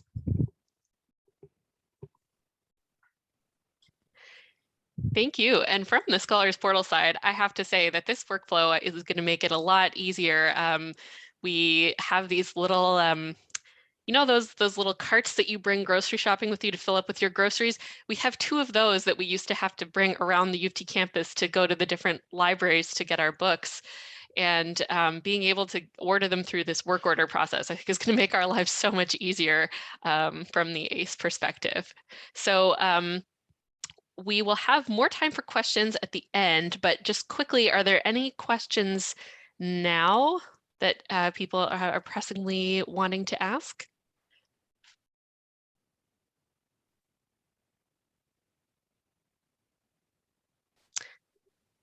Not seeing anything come in, but Susan and Harjinder will be around until the end of the presentation. So if you have any questions that come up, you can drop them in the chat and they can either respond in the chat or we can discuss them in the Q&A at the end. But yes, thank you so much. Thank you. Okay, so our next presentation is on the topic of journal hosting through the OJS system. And I will, oh, perfect. Alistair McRae is a scholarly communications and copyright technician at Carleton University's McCodrum Library. And also wanting to acknowledge Valerie Critchley, who won't be speaking today, but who contributed to this presentation. So go ahead, Alistair. Thanks very much, Sabina, and thank you to Susan and Harjinder for breaking the ice. Your presentation was great. ACE is an awesome service, so thank you for that. Jumping right into this, Scholars Portal journal hosting. It's a service that Scholars Portal greatly helps Carleton University with. And as Sabina mentioned, Valerie greatly contributed to my presentation, but she's been on leave, so she's just getting back, and she'll be an observer instead. So by way of introduction, Scholars Portal took over the hosting of open journal systems from McCodrum Library at Carleton University. This change streamlined the workflow and maintenance of both the software and the associated hardware. Open journal systems is an important aspect of the open access movement, and the following lightning talk will draw attention to how Scholars Portal has greatly facilitated that effort. Just a brief intro to open access. This is largely where the rights holder grants rights to distribute works, but retains their own copyright over the work. This seemed to come about from what I'd read, that journal subscriptions were becoming too expensive. And with the advent of the internet and proliferation of digitization, this made information more accessible. So that's a 2012 UNESCO document I was drawing that information from. Also in 2012, Carleton University had established an open access policy, and this is a voluntary effort to help make all the research and creative work, particularly from publicly funded institutions, as freely accessible via the internet. The quality of the research at Carleton is a paramount consideration, and this is largely guaranteed through a peer review process, which I know is contentious to some people, but maybe that can come up in the questions later. To get a sense for the popularity of the open access movement, I looked to the directory of open access journals. This index was started in about 2003, and up to the present day, they now have about 17,500 journals registered in their index. As to why these numbers tend to drop off towards the present day, I think the movement is still popular. It may just be pent-up demand leading up to about 2015, 2016. That's my interpretation of the stats, which is open to further interpretation. A brief introduction to Open Journal Systems. It's an offshoot of the Public Knowledge Project, which was established in 1998 by John Walensky at UBC. Open Journal Systems was released as open source software in 2001, and by 2005, version 2.0 was released. Open Journal Systems 3.0 was released in 2016, and there are currently about 25,000 journals using Open Journal Systems worldwide, and it's available in numerous languages. And just to emphasize that OJS is free and open source software, so you can download it for free, you can change it, you can use it with no charges. Carleton University adopted Open Journal Systems in about 2009 to 2010, and the IT team in the library supported it for about 10 years. Library Technology Services was also supporting Omni, Artutus, and Pressbooks. And for all these platforms, maintaining a firewall and the general security and stability of these softwares and these platforms was a major issue. So LTS staff didn't have a lot of extra time for learning the specific aspects of OJS in particular, especially with staffing changes and varying demands. So Scholars Portal graciously took over the hosting of OJS as the library was moving from data storage to more cloud solutions. In 2020, Scholars Portal was approached to host OJS, maintaining the software and the hardware. This made it much easier to update, maintain its security, especially since it's open source software. The opportunity to move hosting to Scholars Portal was provided at a reasonable cost. And once again, they keep the software and hardware up to date and more secure as they are specialists. As Valerie so succinctly put it, open source is great, but there must be an engagement with the community that supports it. It's much different than buying MS Word. Open source is done by the people, hence there can be more overhead in that sense. The arrangement of the journal hosting by Scholars Portal was through the Ontario Council of University Libraries, or OCUL.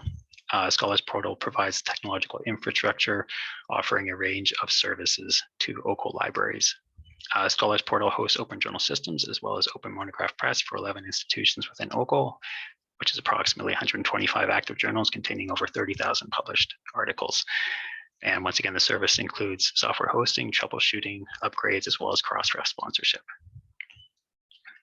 The ultimate result is that the journal hosting by OJS allows us the greater opportunity to achieve open access. It's very economical, not only for Carleton, but for libraries to set up their own journal hosting platform. Because of the external hosting, there's less stress for the Carleton Library Technology Services. Once again, they're maintaining and upgrading the server, the software, changes to the software, or requests for specific information about the software. And a shout out to Bart Kawula and Caitlin Newson, who allow us to provide better services for our clients. They allow us to focus on specific questions and needs and providing guidance as needed.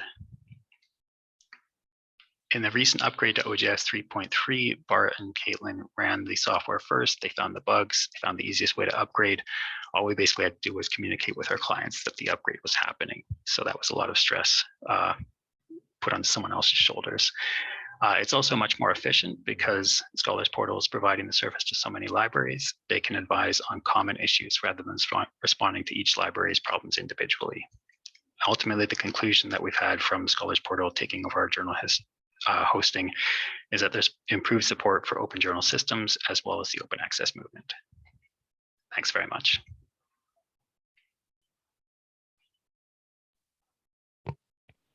Thank you. And I see there's some applause in the reactions, and in the chat, there's some love for Caitlin and Bart, who are both here today and who work very hard on our OJS hosting as well as other web services tasks at Scholars Portal. So are there any questions? You can drop them in the chat. Okay, there's a question about the DOAJ indexing chart. Is that the total number of indexed journals or the number added each year? That's a good question. I'm glad it was asked. That's the amount added each year, as far as I know. So it's cumulative. So even though it looks like the demand is dropping off, there's the already index journals that are there. That makes a lot of sense. All right, thank you. So if you have any other questions, Alistair will be sticking around until the end of the session. And now we will move on to some talks about chat and virtual reference. So our next talk is also from Carleton University. It will be given by Alexandra Blake and Sherry Sundstrom, who are subject specialists and who are also coordinators of the local coordinators of the chat service at Carleton. So take it away. Thanks, Sabina. Yes, as Sabina mentioned, my name is Sherry, and today, along with my amazing colleague, Alexandra, we will be discussing how library staff at Carleton University approached promotion of the Ask a Librarian chat texting service. As co-coordinators of the OCUL's Ask a Librarian, we are delighted to be here today to present our story. So first, we'd like to acknowledge the Algonquin Nation, whose traditional and unceded territory we are gathered upon today. We recognize we are guests on this land and are committed to anti-racism and decolonization, including in how we approach our work. Carleton University is located in Canada's capital, the beautiful city of Ottawa, and is a mid-sized, comprehensive, and research-intensive public university. Our enrollment remained steady throughout the pandemic, with a slight decline in undergraduate enrollment, which includes full and part-time in 2021, 2022. However, we saw an slight increase in graduate enrollment from 2020, 2021 to 2021, 2022 academic year. Carleton University has one main library, so it's the Macodrum Library. And so we house a vast print collection, which includes books, archival information, government documents, some journals, and print maps. We also have a comprehensive online collection of databases, e-journals, e-books, newspapers, and other scholarly sources. 82% of our budget goes to electronic resources. Alex and I are subject specialists in research support services. So we have a rather large group, which is a mix of librarians, and that includes subject librarians, functional librarians, and collections librarians, and professional services staff. Our primary roles include faculty liaison, creating and maintaining subject course and help guides, and staffing our research help desk and online chat service. Ask a Librarian was rolled out to research support staff in 2017. Access Services joined the service in 2021. So Alex will now discuss how we went from zero to hero in terms of our texting chat service. As Sherry mentioned, we joined the chat in 2017, and in September 2019 started texting the project. As you can see at the beginning, we had very little uptake with the service. However, our colleagues at York University did much better. So Sherry and I reached out to chat coordinator from York and asked what they did to be so successful in early stages of the project. Our colleagues from York were kind enough and shared with us information about their promotional blitz. And that included news on a library homepage, poster on screens in the library, poster outside of the library instructional rooms, poster behind circulation desk, and button on the library website. So we followed their advice and started our own promotional campaign, and that included creation of a bookmark that was distributed all over the library, greater promotion on the library website. We added actually the texting phone number whenever on the page was a reference to research help service. Here's another example how we incorporated the texting number into our website. Our chat page opens up to a landing page where users can choose to access chat via website or by text. In addition to the promotion on the library website, we also did an extensive campaign through our social media platforms. We used Twitter and Facebook accounts to promote the service. Here's another example of social media campaign.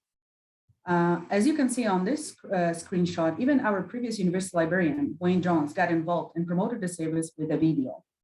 In addition, our colleagues from the library system ran tests and analytics and learned that more and more library users visit library on mobile devices rather than PCs. You see a slight little drop in moving forward, but that's partially due to pandemic and people being at home. However, we think that this also contributed to the texting success. Here are some results. Promotional blitz at Carleton was a success. In 2020, we served over 1,200 students via text. Here's more data from Carleton for 2021. As you can see, our numbers stay strong.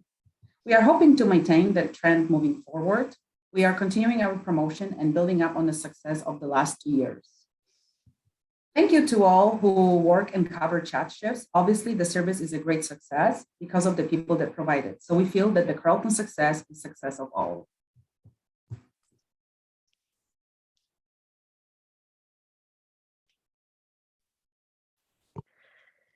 Thank you. That was really interesting. I think our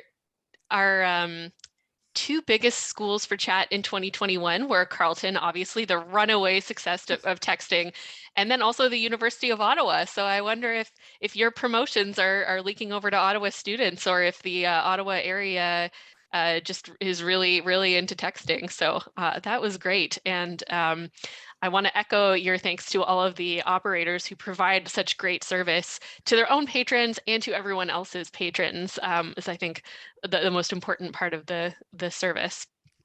So are there any questions? Oh, there's one question that has come in. Do you have a sense of why users would choose to text? Or why that's the users that text are different from the users who use online chat? Well, we thought, like, when we talked to our colleagues from library systems, we thought that maybe this is just sort of the generational shift that is happening. You know, everybody carries their phones with them, and it just seemed like it was the quicker, the easiest way to access chat rather than log into the website and sort of following the, I guess, my gosh, it feels awful to say old school way, you know. But yeah, we just think that, because then we noticed a drop when pandemic started and people home, we actually saw a slight drop. So, you know, people were in front of their computers and it was just sort of easier to do it that way. But yeah, we think it's just maybe generational shift in the way we use technology to do research and access library resources. Have you done any look into the question types to see if the question types on text are different than the types of questions coming in through the web chat? No, that I don't think we've done that, Sherry, right? No. No, but I just think from my own personal experience, just answering chat, it doesn't seem to be like, okay, they're only asking directional through chat or through text, and then they're asking more complicated questions through a PC or a laptop or whatever. It doesn't seem to be a distinct, like it's not either or. It doesn't seem to be an issue. The only thing with texting is at the beginning, we didn't realize was, you know, of course, 140 characters, right? So people are, you know, staff are using their computers and they're setting links, and the links were getting broken. So then obviously users couldn't access that link and find their article or their book or whatever they were asking for. So that was something that took a bit of, you know, getting used to. But no, in terms of types of questions, I don't see a difference at all. Yeah. Yeah, I feel we could have a whole hour just talking about this, but thank you so much. And we will have more time for questions at the end, I think. But for now, we will move on to our next presentation, which is also about chat. This comes from members of the Transcript Review Committee. Eric Raymond, who works at the C.B. Bud Johnston Library, the business library at Western. He has been a virtual reference operator since 2018. Chelsea Lalonde is the Social Science, Humanities, and Education Library at Ontario Tech, and she's been the virtual reference coordinator there since 2014. And then Gensley Mondesir is the virtual reference librarian at Scholars Portal, and he's been here since 2019, coordinating the service for everyone. So I will mute myself and let you folks go ahead. Okay. Thank you. Hello, and today we wanted to share with you the details of our virtual reference transcript analysis that we engaged in to complete a quality assurance assessment of the Ask a Librarian reference service. So the Ask a Librarian reference service is a consortial virtual reference service that's staffed by operators from participating universities, as well as Scholars Portal interns or mentees.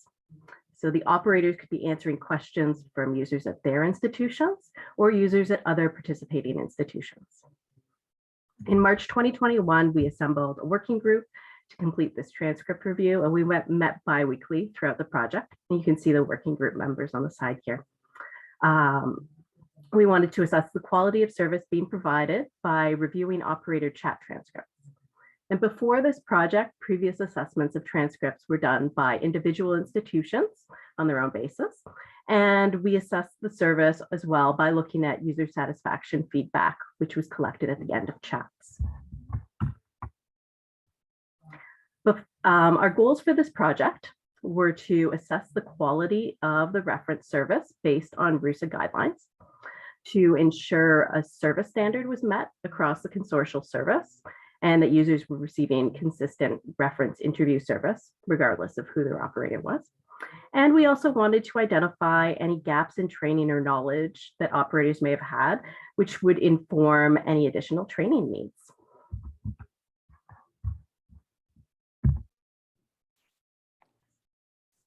Like my colleague Chelsea said previously, in March 2021, we assembled a working group. Then we reached out to OCLS to find out about their transcript review process. Then later that year, we created a code book, which I will talk later in the next slides. We started to work on a survey that will help each member review the transcript. We constantly did a test run and update the form. In February 2022, this year, we started the transcript review process. And in March 2022, we produced a report.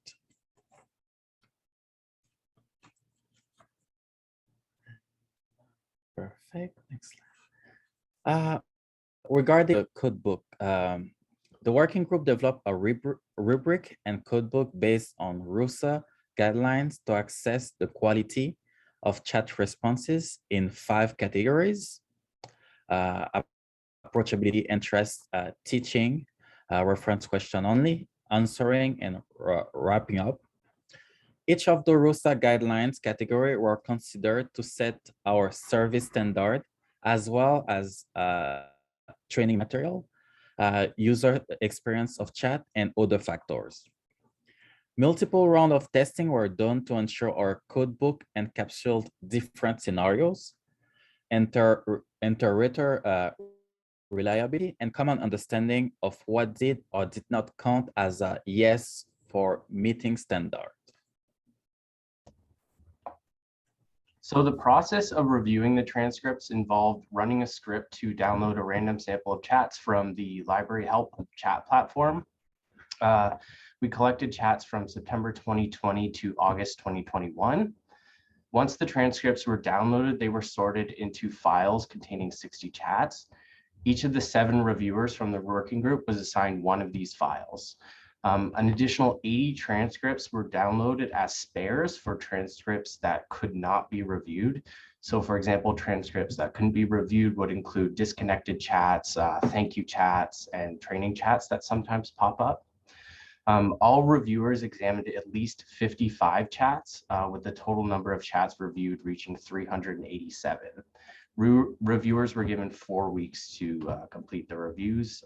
I could speak for myself, and it took, maybe 5 hours to go through them. And next slide, please.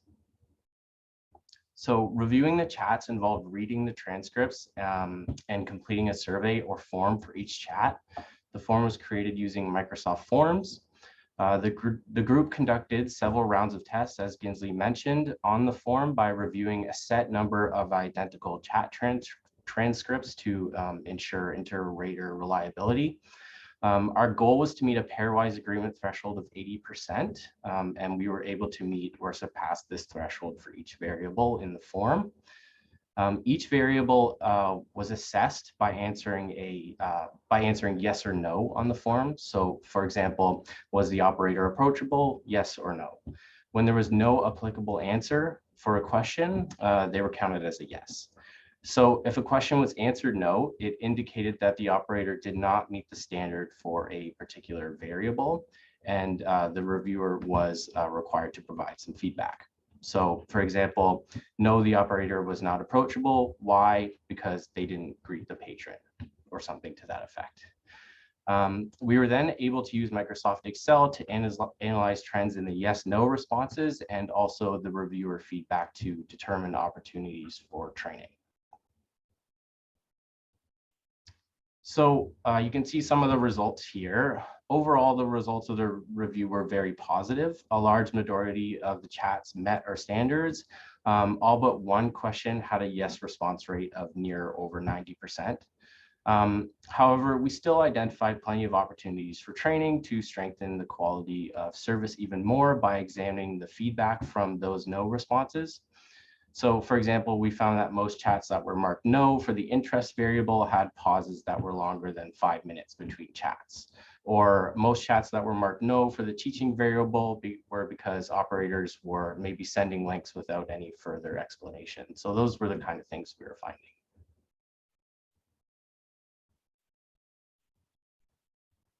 So the results of the review will help to inform training materials and programming. So they can be updated to include or emphasize some of the lessons learned from our review process. The goal is to perform a similar quality assurance assessment every 2 years for the whole service. But if an individual library wishes to perform their own assessment by reviewing chats from their queues, I think it would definitely be possible to do so following our process. So yeah,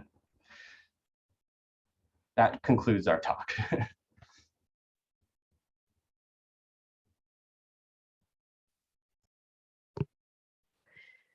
Thank you. I see some applause for you in the participants panel as well.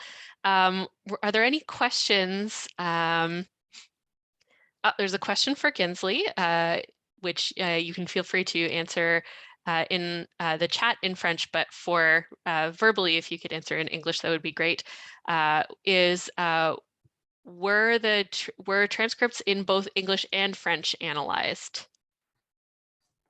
Dans le cadre de ce projet, in this research, yes, for the reviewer, we were able to review in French. There, we review the French, the chat in French as well as chat in English. Thanks, and you can put the answer in French in the chat as well. Sorry, trying not to overload our excellent and very efficient live captioner by randomly switching languages in the middle of our presentations. Any other questions, comments, or thoughts on that review? I thought it was a really great result personally to see such high numbers for those standards that we set. So I think it's a really great sign for our service.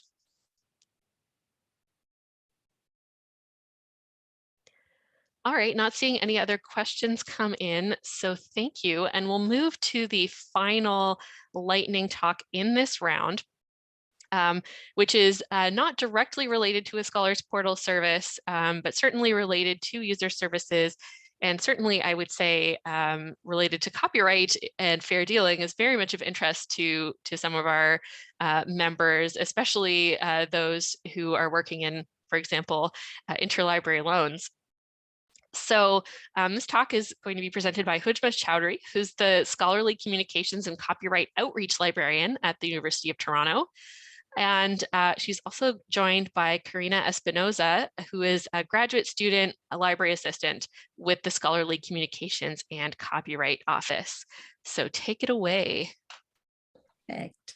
Hi, everyone. Thank you, Sabina, for that introduction, and to the team at Scholars Portal for putting together such a lovely event.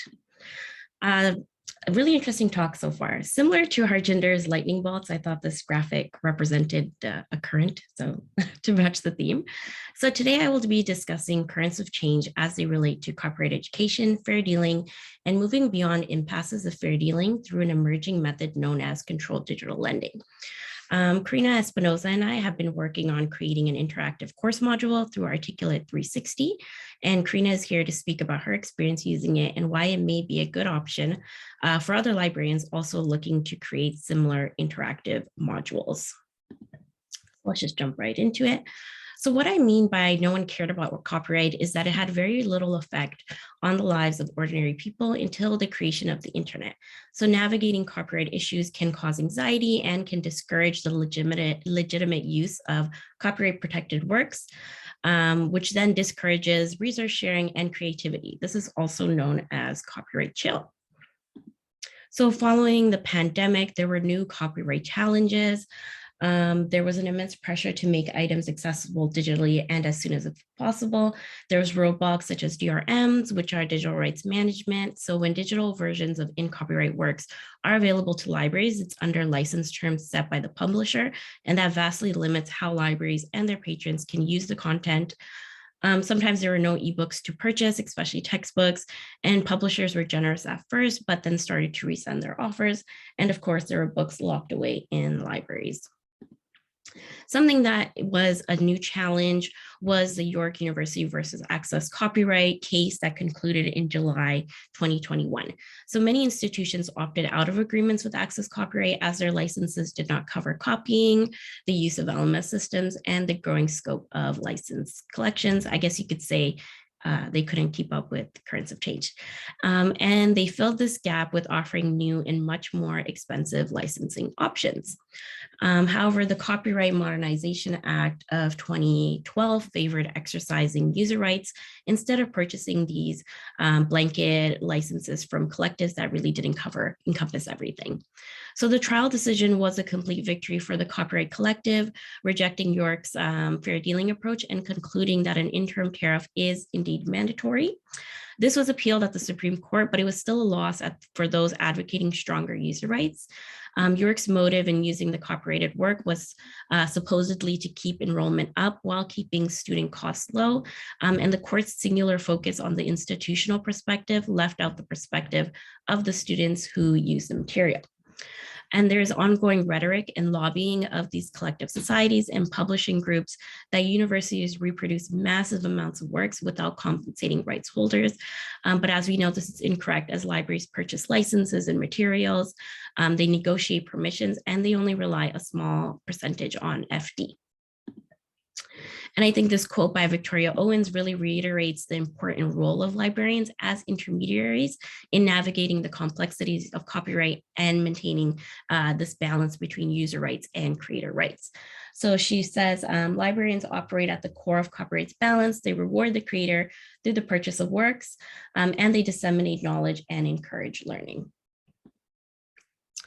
So in terms of preparing for the future, a lot of this work is already being done, but it is an ongoing effort to routinely revisit the fair dealing guidelines to affirm they match the current environment and context, ensure that the guidelines are being prioritized over the institution, and to continue lobbying for stronger user rights, managing institutional risk, providing copyright education across the board, and exploring different avenues of resource sharing, such as controlled digital lending.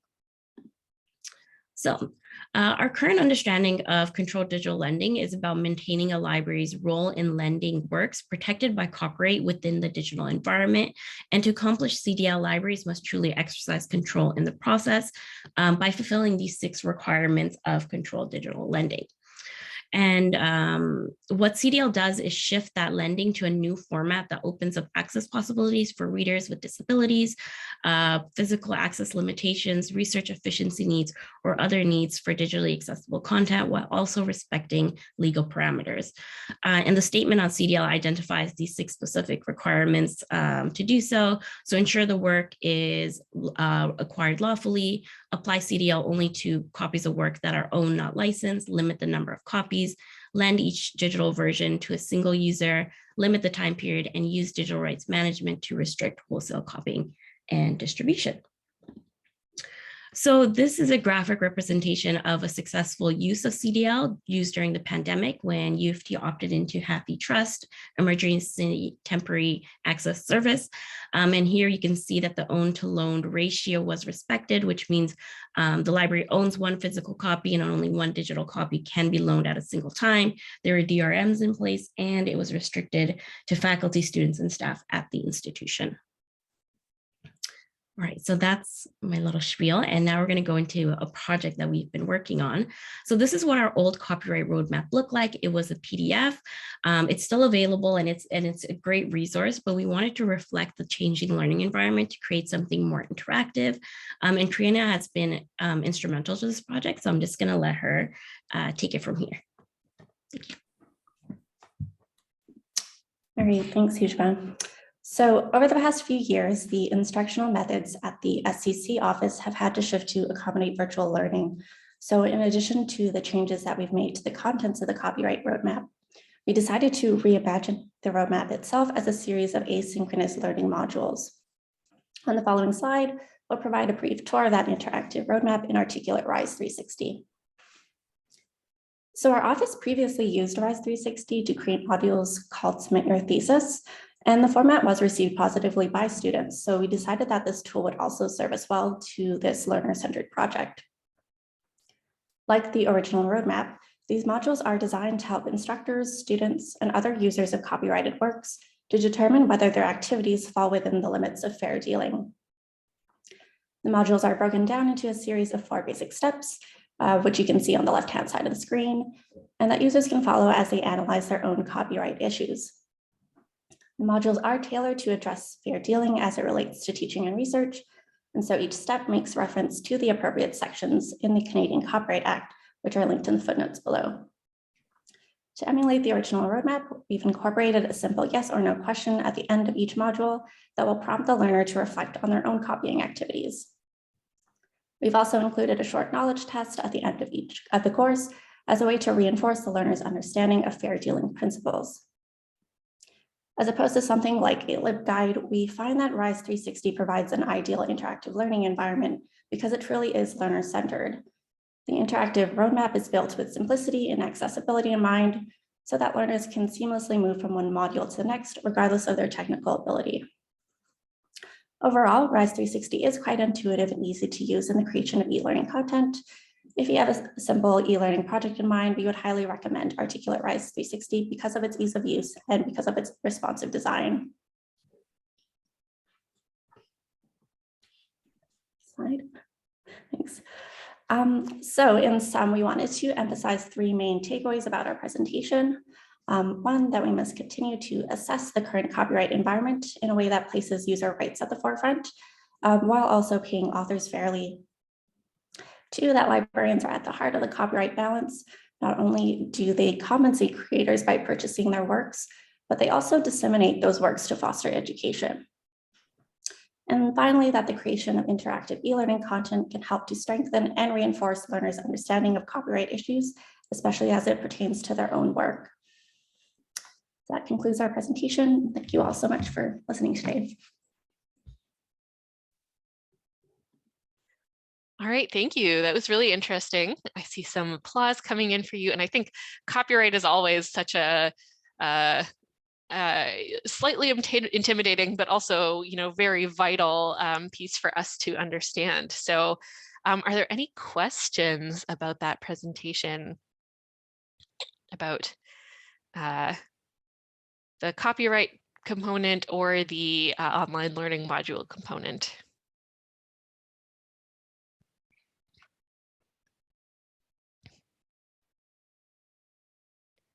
Dan says, RISE 360 looks good. It does. It looks very streamlined.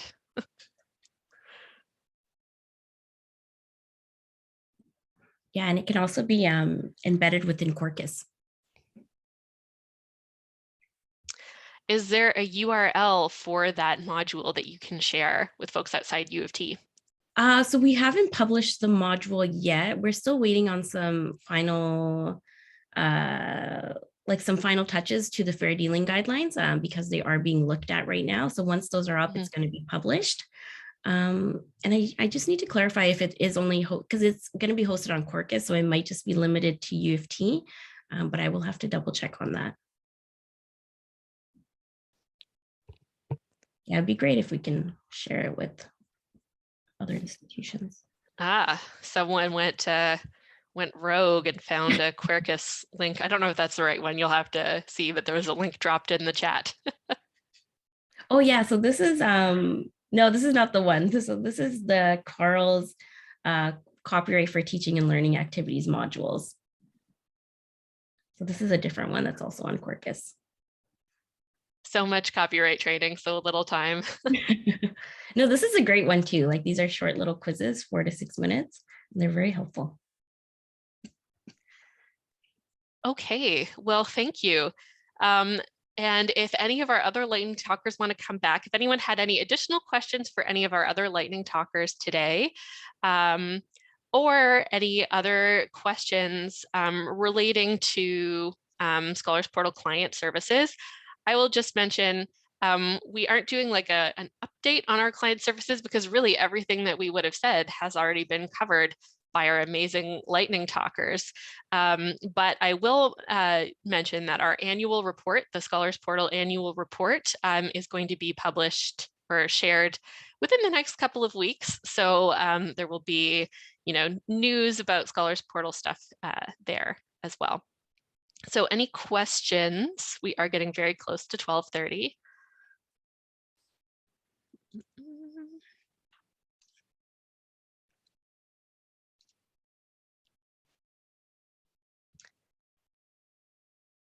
All right, well, seeing none, I will mention, this is the end of our programming today in English. We will be having a brief presentation in French for those of you who would like to stick around for that. But for those of us who are leaving us now, what did I do? I went all the way to tomorrow. So we will be back here again tomorrow at 10 a.m. We will have some talks about content services, preservation services, data services, and more, as well as our pet parade, which was a very popular event last year. It's going to be a narrated slideshow during tomorrow's break, similar to the one we did today with the interfaces. So if you want your pet, or maybe your favorite pet, if you're a pet aunt or uncle or something like that, you can, there's still some time. If within the next few hours, you can send me a picture of the pet along with their name and a brief description for tomorrow.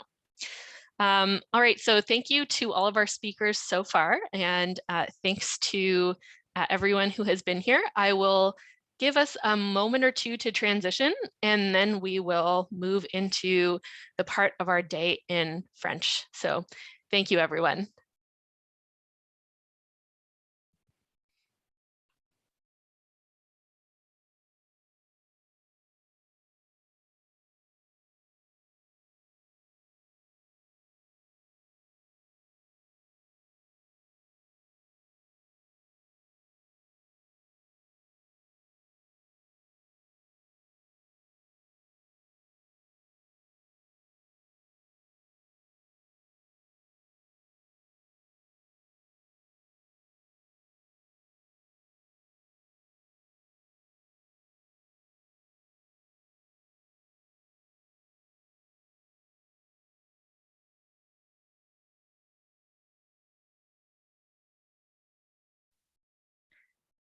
Alors, je vois que le nombre de participants est un peu plus petit maintenant.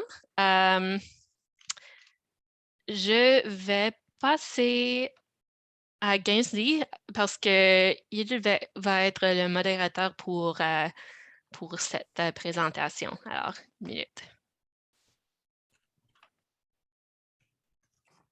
Alors, bonjour à tous, bonjour à tous les francophones et les francophiles. Dans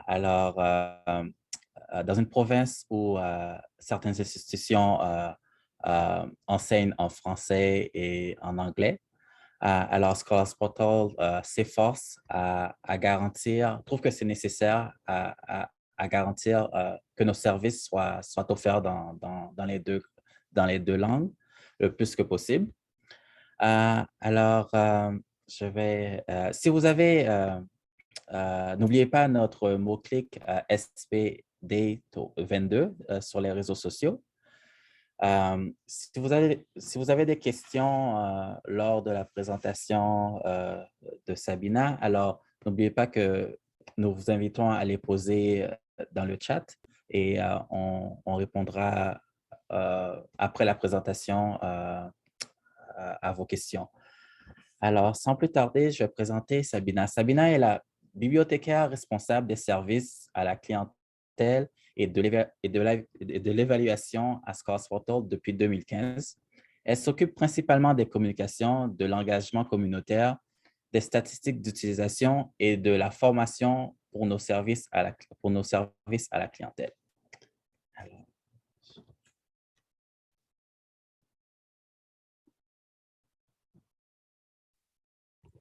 Merci.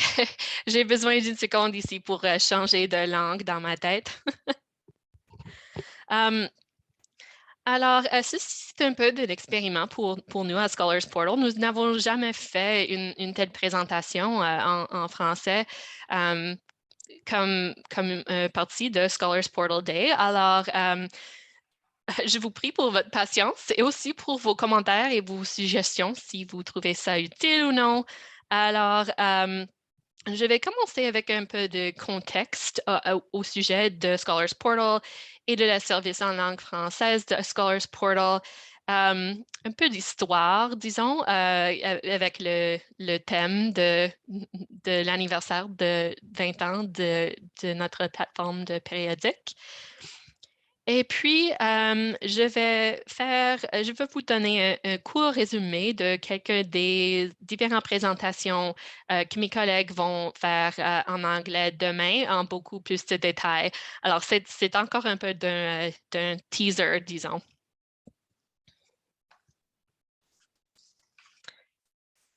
Alors, je vais commencer avec un petit peu de vocabulaire. Alors, Scholars Portal, c'est un service du Conseil des bibliothèques universitaires de l'Ontario. Et je pense que en anglais, c'est OCUL. Et je pense que ça se dit fréquemment en français OCUL. Mais vraiment, c'est le CBUO, c'est plus correct de le dire comme ça. Alors, nous avons des différents catégories de services à Scholars Portal. Nous avons nos grands dépôts de contenu. Nous avons parlé de ça plus tôt.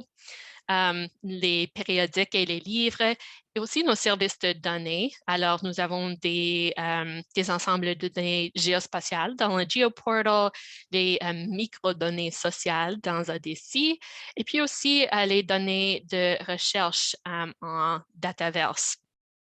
Et tout cela, ce sont des plateformes. Alors, nous avons des versions françaises des plateformes, mais pas nécessairement beaucoup de soutien.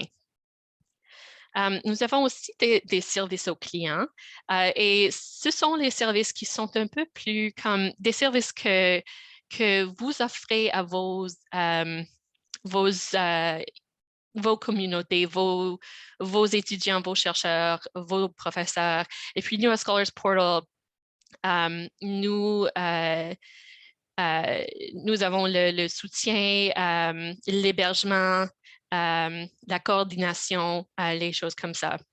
Mais ce sont les services qui sont beaucoup plus, ont besoin beaucoup plus d'engagement par nos membres, par les bibliothécaires ou les collègues dans vos bibliothèques, et aussi qui sont vraiment sort of outward facing, comme on pourrait dire, à la... C'est ça. Alors, ce sont notre service de clavardage, Eraser, le système de PEB près d'entre bibliothèques, notre service pour les publications scolaires et puis aussi le portail de contenu accessible, le service de format alternatif. Nous avons aussi des services qui sont beaucoup plus back-end, que les utilisateurs, vraiment, ça ne touche jamais. C'est vraiment pour les bibliothécaires et les gens dans la bibliothèque. Alors, ce sont des services de préservation comme Pergeler sol, en anglais permafrost, qui est un service qui vous permet dans la bibliothèque ou dans les archives de préserver vos objets numériques. Et puis, nos services plus de stockage, comme notre service infonuagique, notre réseau infonuagique, l'OLRC. Alors, j'ai un peu d'histoire ici. Nous avons commencé la présentation aujourd'hui en parlant un peu des origines de Scholars Portal Journals en 2002. Mais vraiment, le premier service à être offert en français, c'était Racer en 2005. Alors, Racer s'était lancé premièrement en 2003 et c'était seulement en anglais. Leslie a mentionné un peu de ça, mais le développeur, c'était anglais d'Angleterre. Alors, vraiment, le logiciel, c'était complètement en anglais. Mais un groupe de travail mené principalement par les représentants d'Ottawa, mais aussi avec collaboration avec le Québec, on fait des traductions parce que le système de PEB au Québec, Colombo, utilise la même application que Racer. Alors, toutes les traductions ont été faites en communauté et puis l'interface française a été mise en ligne finalement en 2005.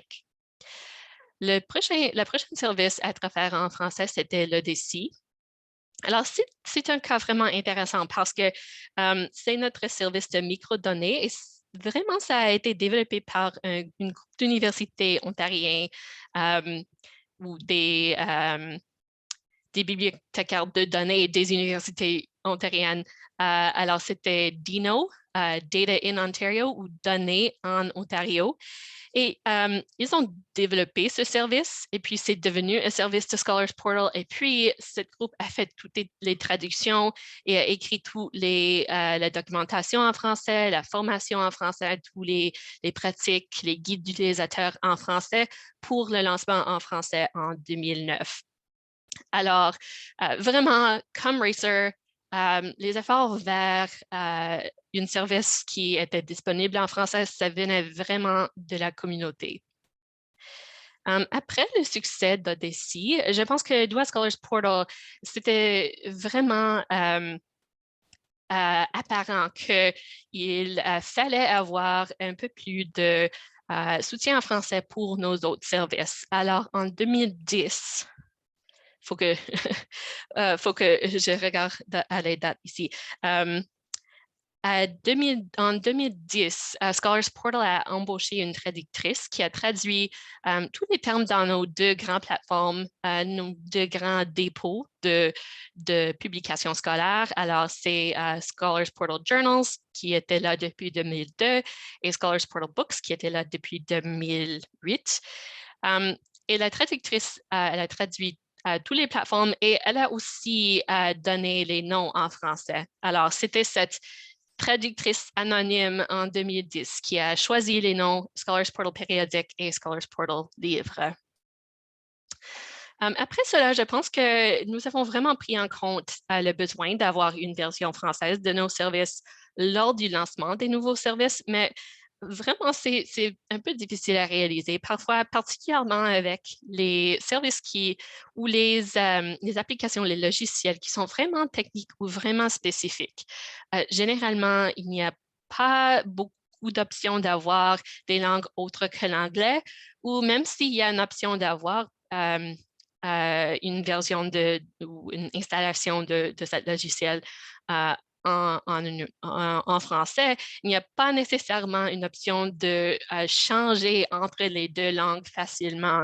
Et je pense que c'est quelque chose pour nous qui est vraiment important quand on a des services qui sont bilingues ou des services où on offre une option francophone, d'avoir l'habilité de changer entre l'anglais et le français.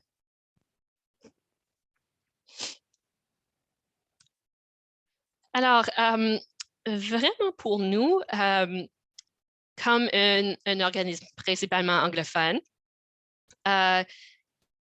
les membres nous sommes, je vais recommencer, nous sommes à Scholars Portal un organisme anglophone et le CBUO, c'est un organisme anglophone. Le CBUO a des membres bilingues, mais jusqu'à ce point, pas de membres qui sont complètement francophones. C'est quelque chose qui peut-être pourrait changer dans les prochains ans, mais à ce moment, pas de membres qui sont complètement francophones. Alors, nos efforts pour le soutien en français ou pour avoir les interfaces en français, c'est vraiment visant les plateformes, les interfaces et les services pour l'utilisateur final, disons le end user. Alors, les services ou les plateformes que vos étudiants ou vos chercheurs ou vos professeurs vont utiliser.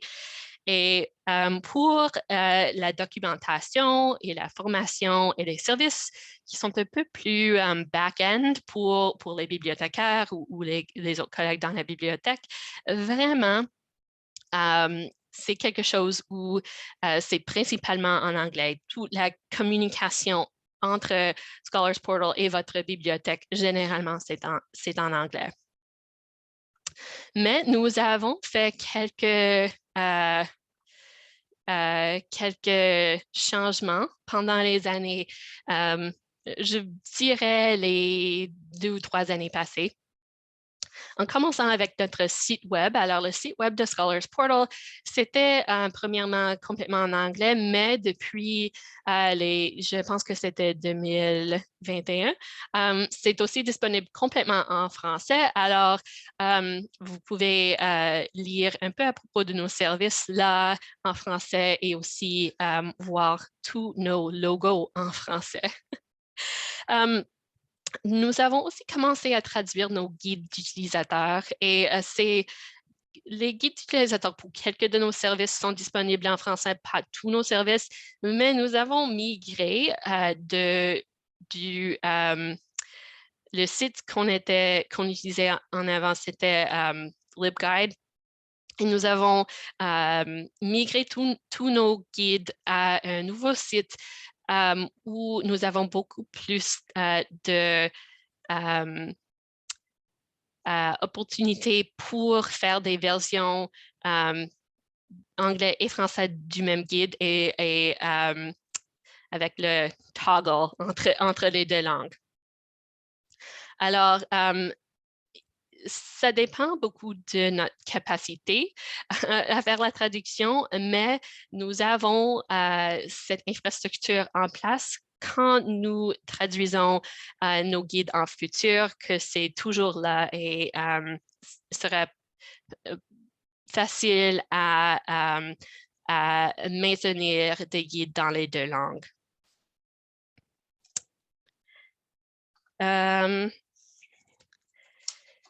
Et nous avons aussi maintenant plus de personnes à Scholars Portal qui peuvent parler en français.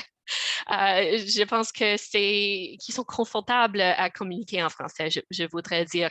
Je pense que c'est quelque chose qu'il y a 10 ans, il n'y avait pas beaucoup de cette capacité et maintenant, nous avons moi et Gensley et quelques autres collègues aussi. Alors, cela nous permet d'offrir un peu plus de soutien pour les utilisateurs francophones. Alors, principalement, je parle, comme j'avais dit en avance plus tôt, les étudiants ou les chercheurs qui utilisent nos plateformes trouvent un problème. Nous avons un petit bouton pour rapporter le problème et cela nous envoie un courriel à Scholars Portal. Et maintenant, nous pouvons répondre à ces courriels en français si nous les recevons en français. Alors, c'est excellent pour nous. Et nous essayons d'améliorer nos communications bilingues. Je pense que cela dépend aussi vraiment pour les différents services. Alors, le service de clavardage, la majorité de nos communications sont bilingues maintenant. Et aussi, Dataverse, c'est un peu d'un cas intéressant. Alors, je vais parler un peu plus de ça plus tard.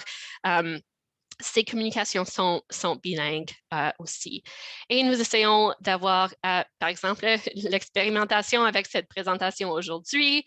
Nous avons aussi lancé, l'année passée, nous avons lancé un bulletin qui est publié 3 fois par an. Maintenant, c'est seulement en anglais, mais nous espérons de lancer une version française cette année, probablement en septembre. Alors, on verra si cela vient de passer. Je voulais parler un peu sur les projets à l'échelle nationale pour deux raisons.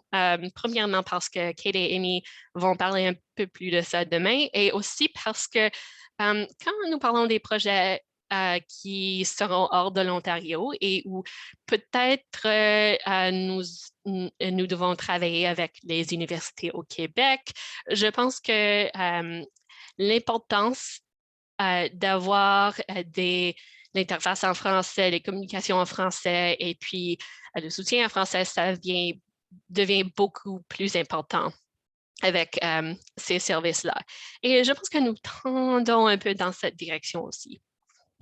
Alors, Scholars Portal Dataverse, comme vous savez peut-être déjà, n'est plus exactement un service du CBUO, c'est maintenant un service national géré par un groupe des consortiums régionaux. Alors, en partie de ça, nous allons avoir un nouveau nom. Le nouveau nom, je pense que c'est le fin de mai que nous allons l'annoncer à la monde. Et vraiment, c'est un nom que nous avons choisi pour un contexte bilingue. Alors, c'est un nom qui fonctionne vraiment bien en anglais et aussi en français. Et je pense aussi Dataverse étant un service national, beaucoup de nos communications sont bilingues et même nos réunions sont bilingues. Alors, chaque mois, il y a une réunion avec des breakouts en anglais et aussi en français pour avoir des discussions dans les deux langues. Nous sommes en train d'avoir des discussions avec le RCDR, ou CRKN en anglais, qui est le consortium national, à propos de notre plateforme de périodique. Alors, Scholars Portal Périodique, c'est un dépôt numérique fiable ou DNF. Cela veut dire que c'est certifié pour la préservation à long terme des articles scolaires. Alors, le RCDR est en train d'avoir une discussion eux-mêmes si cette plateforme pourrait devenir un DNF national, c'est-à-dire que Scholars Portal Périodique serait responsable pour la préservation numérique des revues scolaires pour toutes les universités canadiennes.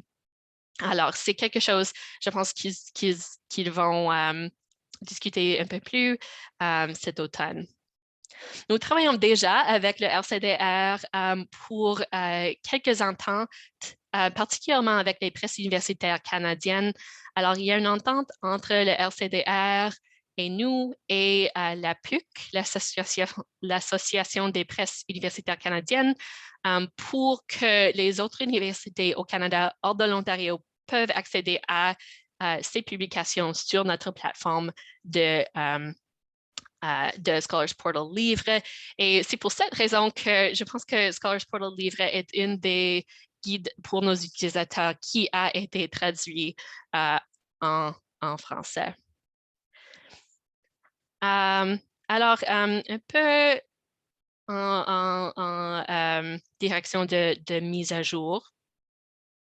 Je voulais parler de notre réseau de stockage infonuagique, l'OLRC, en anglais Ontario Library Research Cloud. Nous n'avons pas exactement de nom en français autre que l'OLRC au moment. En 2021, nous avons commencé à accepter des clients hors de l'Ontario. Alors, nous avons maintenant 15 clients partout au Canada. Et nous avons fait une migration vers l'OLRC 2.0. Alors, l'OLRC 2, c'est une nouvelle version du réseau et il exploite de nouveaux matériels et de nouveaux logiciels pour améliorer les performances et la sécurité et apporte plusieurs nouvelles fonctionnalités au service, notamment avec notre tableau de bord Horizon. Nous avons l'habilité de télécharger des fichiers vraiment volumineux. Nous avons une protection contre la suppression accidentelle pour vos fichiers. Aussi, un nouveau module de statistiques d'usage. Alors, tous nos clients ont été migrés à l'OLRC 2 et les services de Scholars Portal qui utilisent l'OLRC pour leur stockage ont aussi été migrés à l'OLRC 2. Et mon collègue Grant va parler un peu plus sur ça en anglais demain. Brièvement, les publications gouvernementales, ma collègue Ravit va parler sur ça demain en anglais, mais nous travaillons avec la communauté au CBUO, Government Information Community, et aussi avec la bibliothèque de l'Assemblée législative pour la numérisation et la préservation des publications gouvernementales de l'Ontario. Alors, vous pouvez voir sur le diapo un exemple sur notre plateforme Scholars Portal Livre. Nous avons aussi une nouvelle collection pour les publications des groupes de réflexion canadiens, en anglais Canadian Think Tank Collection. Alors, nous avons reçu des contributions de collègues d'un grand nombre de nos bibliothèques membres pour les métadonnées pour cette collection-là. À peu près 30 personnes de différentes bibliothèques du CBUO ont créé plus de 8000 fichiers de métadonnées pour ces documents. Alors, c'est une excellente collaboration et nous cherchons maintenant à envoyer ces métadonnées à Ex Libris pour inclusion dans Alma pour une meilleure découvrabilité. Finalement, c'est la fin de vie pour les applications dorsales pour deux de nos dépôts de données, Odyssey et GeoPortal. Alors, pour Odyssey, le logiciel Nestar est en fin de vie et un groupe de travail a recommandé qu'on le remplace avec Dataverse. Alors, une migration vers Dataverse est planifiée pour commencer cette année et nous allons commencer avec la collection de sondages d'opinion publique. Pour le GeoPortal, un groupe de travail cherche encore des solutions de redéveloppement de la plateforme et nous allons avoir une présentation sur ça demain. Je pense que c'est peut-être la dernière présentation du jour demain. Alors, c'est tout que j'ai à dire aujourd'hui. J'espère que c'était compréhensible pour vous et je suis prête à répondre à toutes vos questions.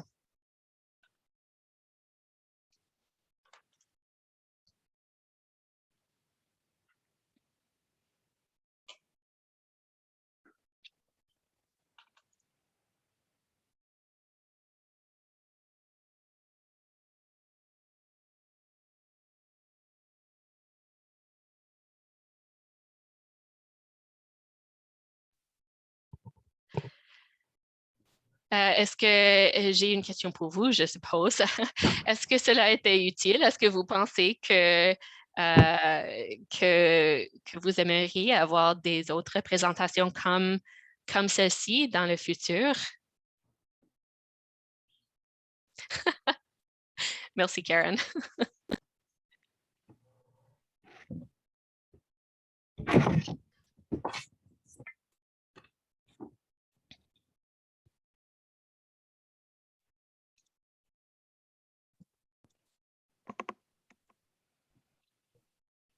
Bonjour tout le monde, je suis Karen Pilon, je suis de l'Université de Windsor.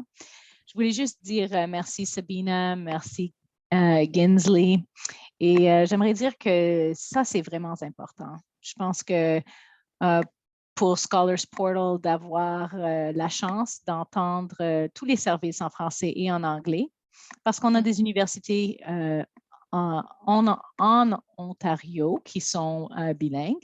Je pense que c'est très important. Aussi, c'était superbe parce qu'on sait que cette année, on a ouvert les portes à d'autres universités autour du Canada. Alors, je pense que c'est vraiment bien aussi d'avoir nos deux langues officielles dans cette avenue. Merci beaucoup. Merci beaucoup d'avoir fait ça, Sabina, et aussi Ginsley et tous ceux à Scholars Portal qui parlent français. Ça, c'est vraiment super. Bravo. Merci, Karen. Alors, Sarah a demandé si GeoPortal pourrait devenir GeoPortail. J'espère que oui. Je sais que c'est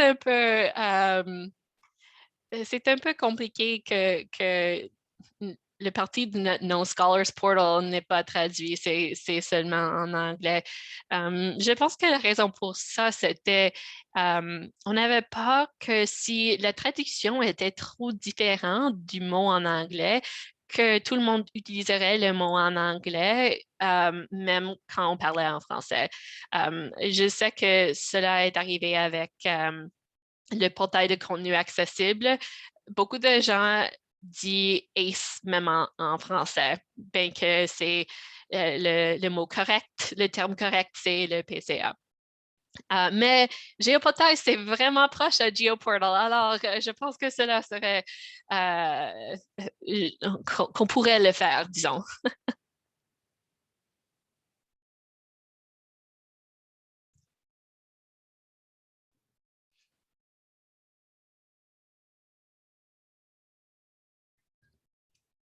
Alors, merci à tous. Il manque une minute. Il reste une minute à notre temps. Alors, nous vous invitons aussi à réfléchir au courant de cette année pour l'année prochaine pour soumettre une proposition de présentation sur un des risques que nous vous offrons pour que le Scholars Portal vous offre. Alors, merci à tous et bonne fin d'après-midi. Et je ne sais pas si Sabina veut rajouter quelque chose. Non, merci et je vous verrai demain. J'espère que tout le monde reviendra demain. Okay.